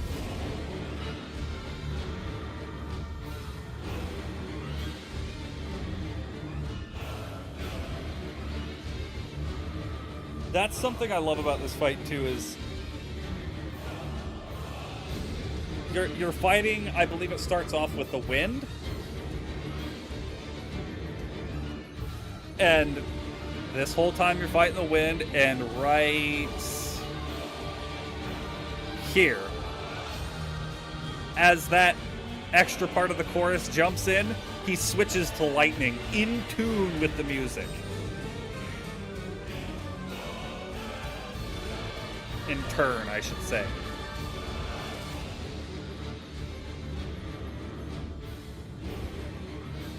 And then I think it's right. Is it there? It's either right there or right here that he switches over to ice. And that is so cool. I love when something in a game interacts with the music that is playing behind it, because it just serves to immerse you in the experience that much more. And that's the way I feel about this one.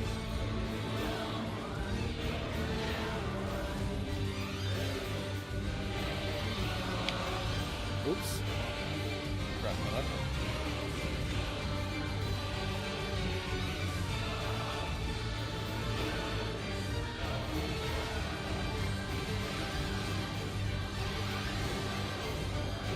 And then right here.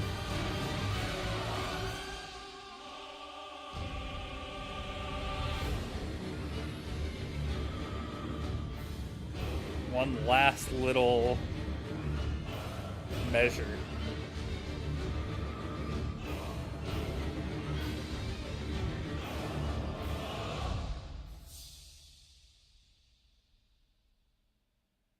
Fantastic.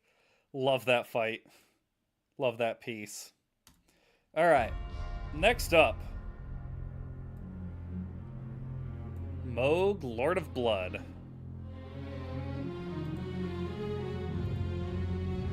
Number 4, Moog, Lord of Blood. As you stand before the Lord of Blood in his mausoleum, a bell tolls, followed by strings heralding you into an absolutely remarkable fight.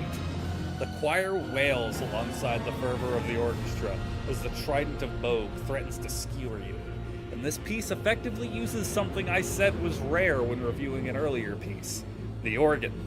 Unlike Fortisax, however, the organ isn't the defining part of this piece. It's merely a complement to the smattering of other musical elements that drive this piece along. It's an outlier compared to most of the earlier pieces on this list, where those typically had one instrument or a specific section you could point to as the main driver of the piece. This one feels like all the performers working in tandem to send the theme forth. As the cries of the ethereal choir ascend and the orchestra crescendos into the peak of the movement, it gives you the unnerving feeling that the foe you face is nigh undefeatable. Moog's shouts of nihil as the song explodes into its second half is the perfect complement to the grandeur of the piece, and only adds to the dread you feel. This is at one point my favorite piece in Elden Ring, and though it's taken a tumble from the top spot, I can't allow it to fall any further than 4. Oh, okay, yeah, this was my favorite piece in Elden Ring for a while. And, fitting, because it pairs with one of my favorite bosses in the game as well.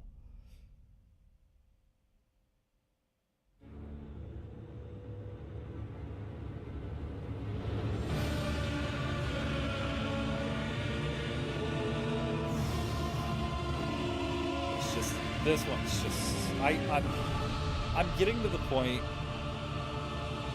where I've lost all words. I've already used all my words for the other ones. I don't just want to let these play. This kind of just playing music. It's not really doing anything. But, gosh, I love this piece so much, man.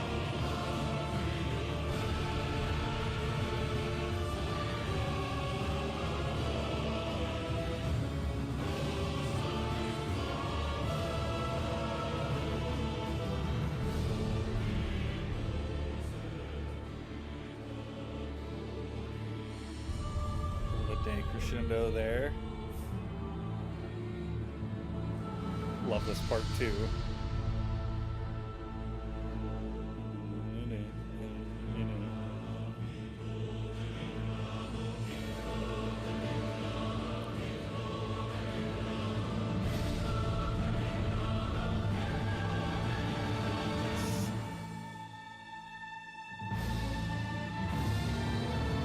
And bursts forth right back into the... Oh.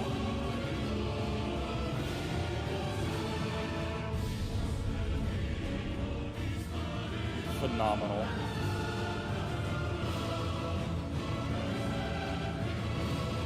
Absolutely love it.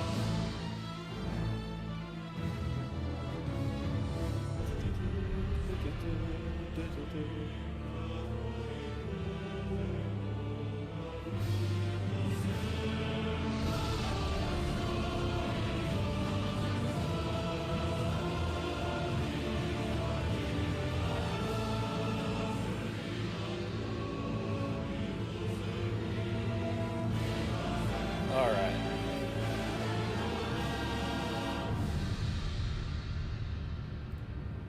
Next up, Relina, Twin Moon Night. Number 3, Relina, Twin Moon Night. What a precisely elegant theme. Relena's theme feels like if you took one of our earlier themes, such as Renala or Romina, and granted it the fury fit for a duel with an ironclad knight dual-wielding swords of magic and flame. This piece is the absolute pinnacle for orchestral strings, allowing them to run wild with very little contesting them. Aside from the occasional interludes from the choir and the background march of a drum to give the piece more weight, it is solely strings strongly serenading spectators simply stupendously. When Relina finally unleashes the innate magic contained within her swords, the tension of the strings grows. I love this part specifically. Relenting only momentarily to the choir, the strings continue their auditory assault, eventually surging forward in a frantic final flurry as the fight comes to an end. It's a shame that I can't place more than one entry at number 1, as this piece does everything and more to deserve that ranking, but it will need to settle for bronze this time around. So these top 3, while I like the top 7, and I think they are all fit into this top category, specifically these top 3 I view as interchangeable at number 1. And, you know, realistically, if somebody had anything other than Gaius at number 1, I could kind of understand it. But it's, for me, these top 3 are just so remarkable, man. And I love this one for being pretty much solely strings. Also, did you like my alliteration there? With the solely strings, strongly serenading spectators simply stupendously. I don't know why I decided to do that. I think I put solely strings serenading and I went, oh, hold on, alliteration, and then just was like, I need to double down on that.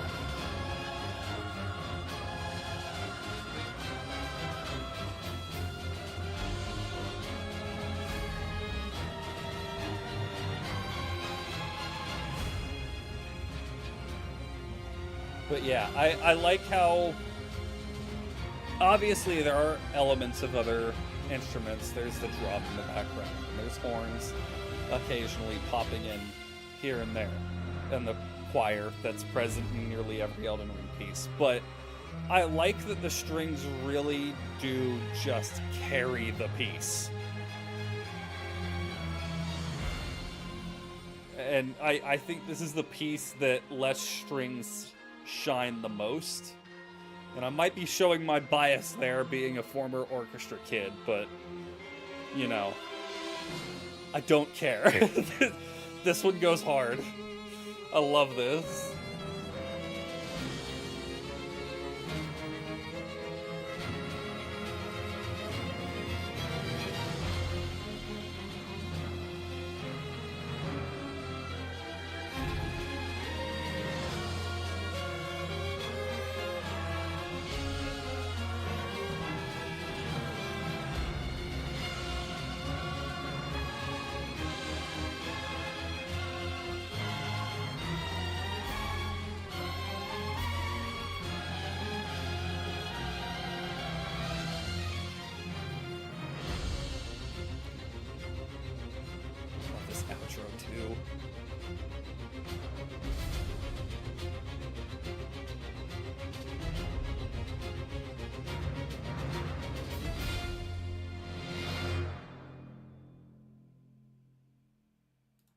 Fantastic. All right, we're down to the final 2, which means I'm kind of playing my hand, but Godric the Grafted.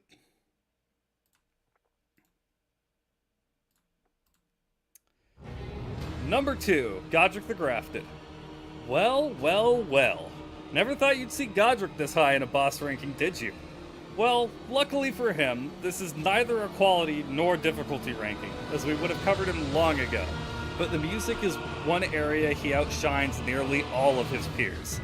The immense feeling of inadequacy this piece makes you feel when staring down Godric is extraordinary. The first time hearing it, you feel like the monstrous amalgamation of grafted bodies standing before you is as marvelous a being as he believes himself to be. That's the most incredible thing about this piece. Much like Melania, it feels as though it's a window into Godric's view of himself. Though unlike the Blade of Mikola, he believes himself to be far greater than he actually is.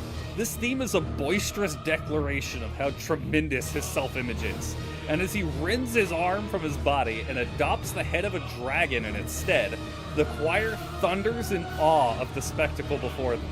Everything from here on out dedicates itself to inflate Godric's status, making you question if you're fighting a being elevated to a greater status than yourself. I cannot overstate just how much this music feels like an ego-driven, self-aggrandizing, prideful proclamation of the greatness of the mangled mass of body parts that is Godric. I absolutely adore this piece, and it has the chops to earn #1 billing, and likely would if the application of this fight wasn't a factor, because this is my favorite piece in the game. So, what keeps it from taking the gold? Simple. Godric dies way too damn fast for me to enjoy the piece.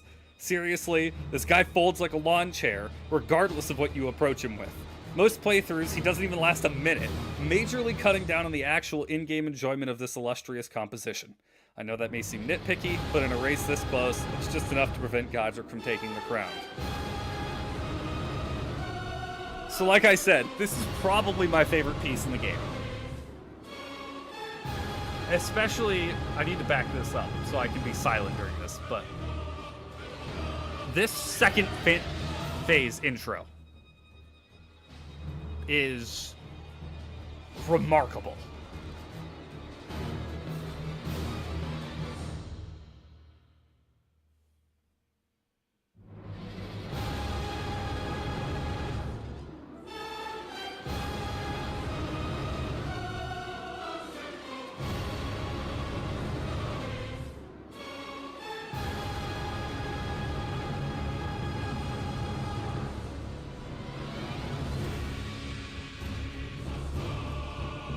Gosh.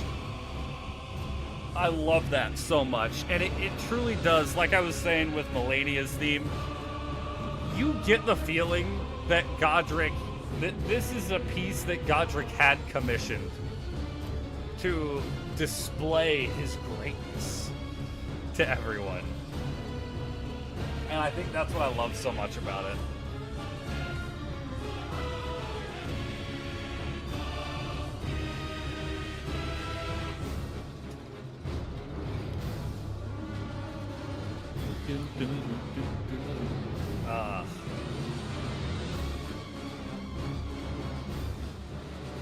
They cooked so hard with this piece. They just...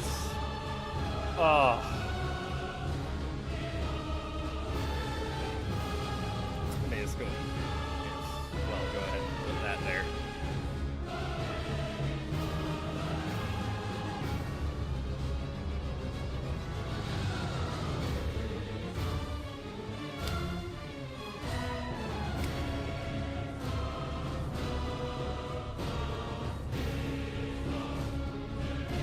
Alright.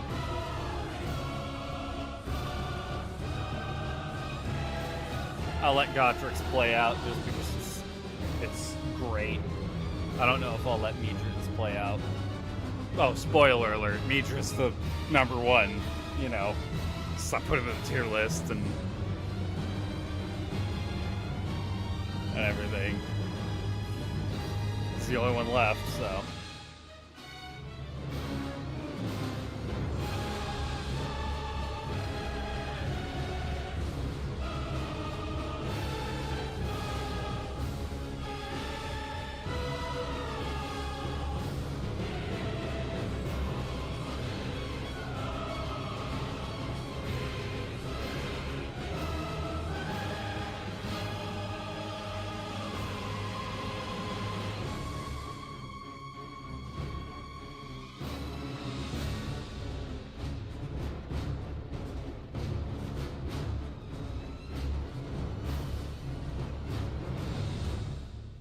Awesome.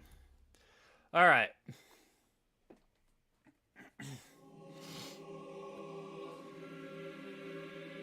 #1, Midra, Lord of Frenzied Flame. Forget what I said about every other haunting piece before.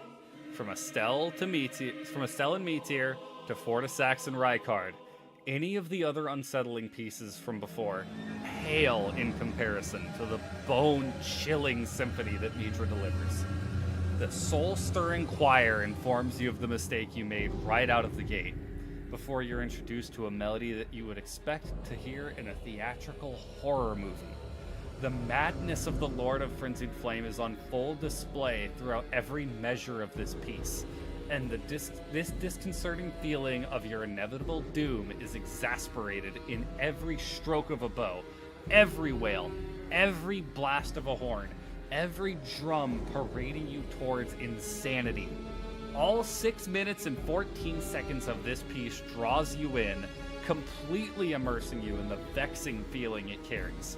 When you stand face to face with Midra, and this theme provides an endless onslaught to your very being, you can't help but be overwhelmed by a sense of dread, not matched by anything else this game provides. You've stared down demigods, ancient dragons, even the very incarnation of death itself, and yet this old man, fallen to madness, is elevated to the most formidable, immeasurable contest you've ever undertaken. The staggering amount of terror imparted on you by this piece is astounding. I can feel this theme strike me to my soul, flowing through every part of my body, likewise to the blood rushing through my veins. It's not just a song, it's an experience, one that reaches heights that many compositions can only dream of, imparting a feeling of battle with an entity you can't even comprehend. The sheer emotion that seeps from this piece, along with the uncanny synchronicity with the conflict it accompanies, gives this piece the well-deserved honor of lording over every other piece in Elden Ring.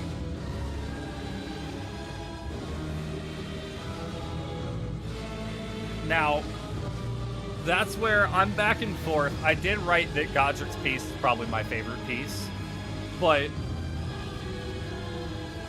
this one is, this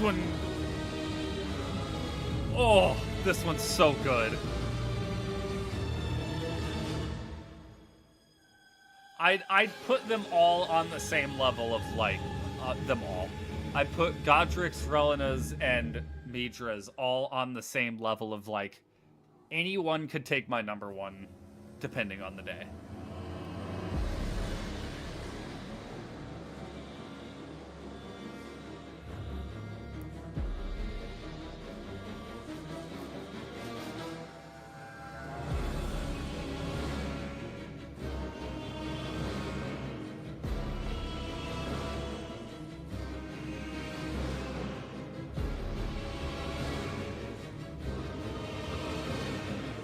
Oh boy.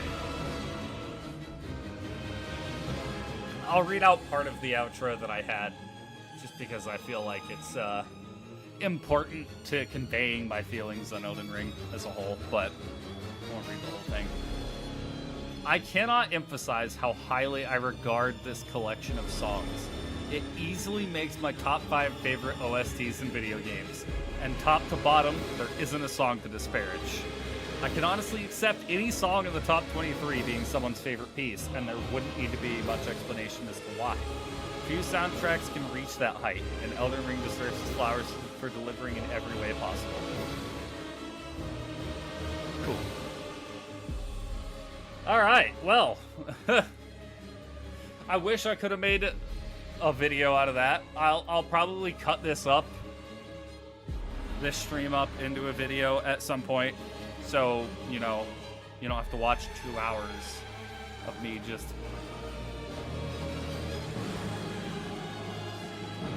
gushing over these songs. I will provide you a quick bonus if you've never been enlightened on this, because this is fantastic. Somebody made an edit. Oh, hold on.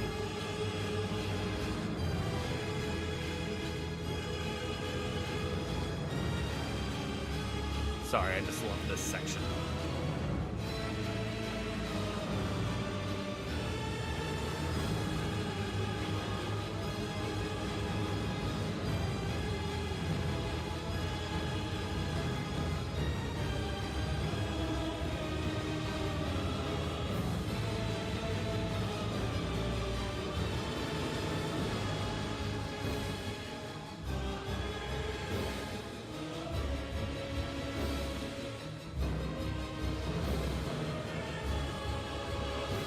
All right.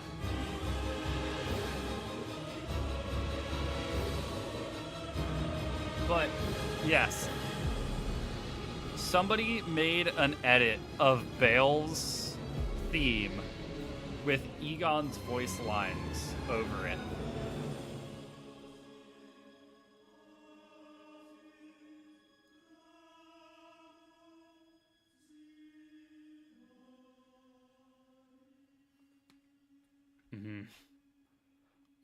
Fantastic outro, but I won't play the whole thing. I'm gonna turn this up a little bit, so you probably won't be able to hear me, but...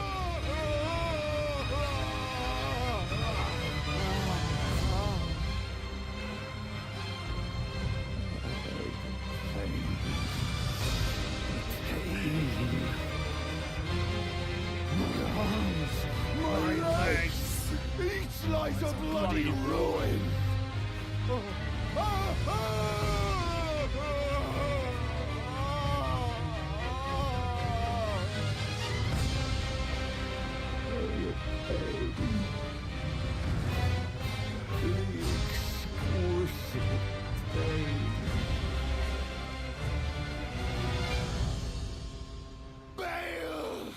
Vile Bale!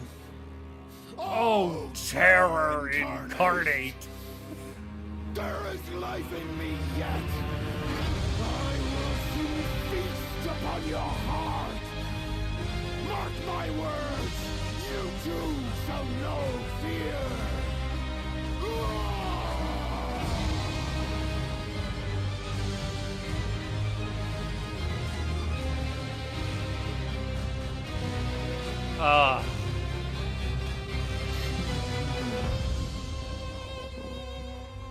Pain.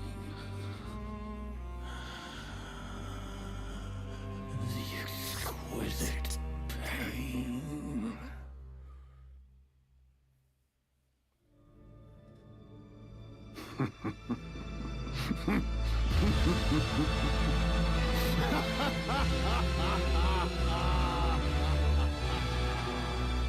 Egon. Piteous Egon. Do you not remember? Conjure your past. How once you were. When fear was yet foreign to you.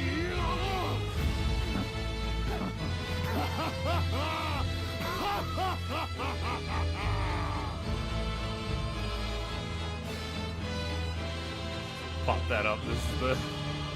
Curse you, Bale! I hereby vow you will rue this day. Behold, a true great warrior, and I, Egon. Alright. Your fears made flesh. We don't have to do that anymore. But, thank you, everybody, so much for watching. I know this is kind of atypical of most of my streams, because, you know, normally for video games, I don't listen to music, you know.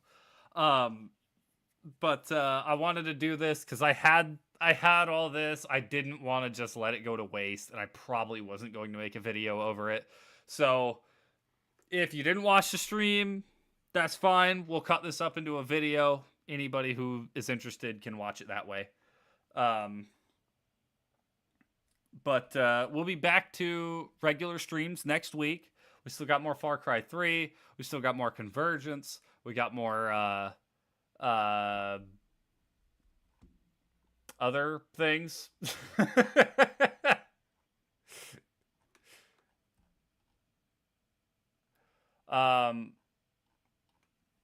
We're probably not doing DMC anymore, but yeah, we got some fun things we can play. So thank you everybody so much for watching.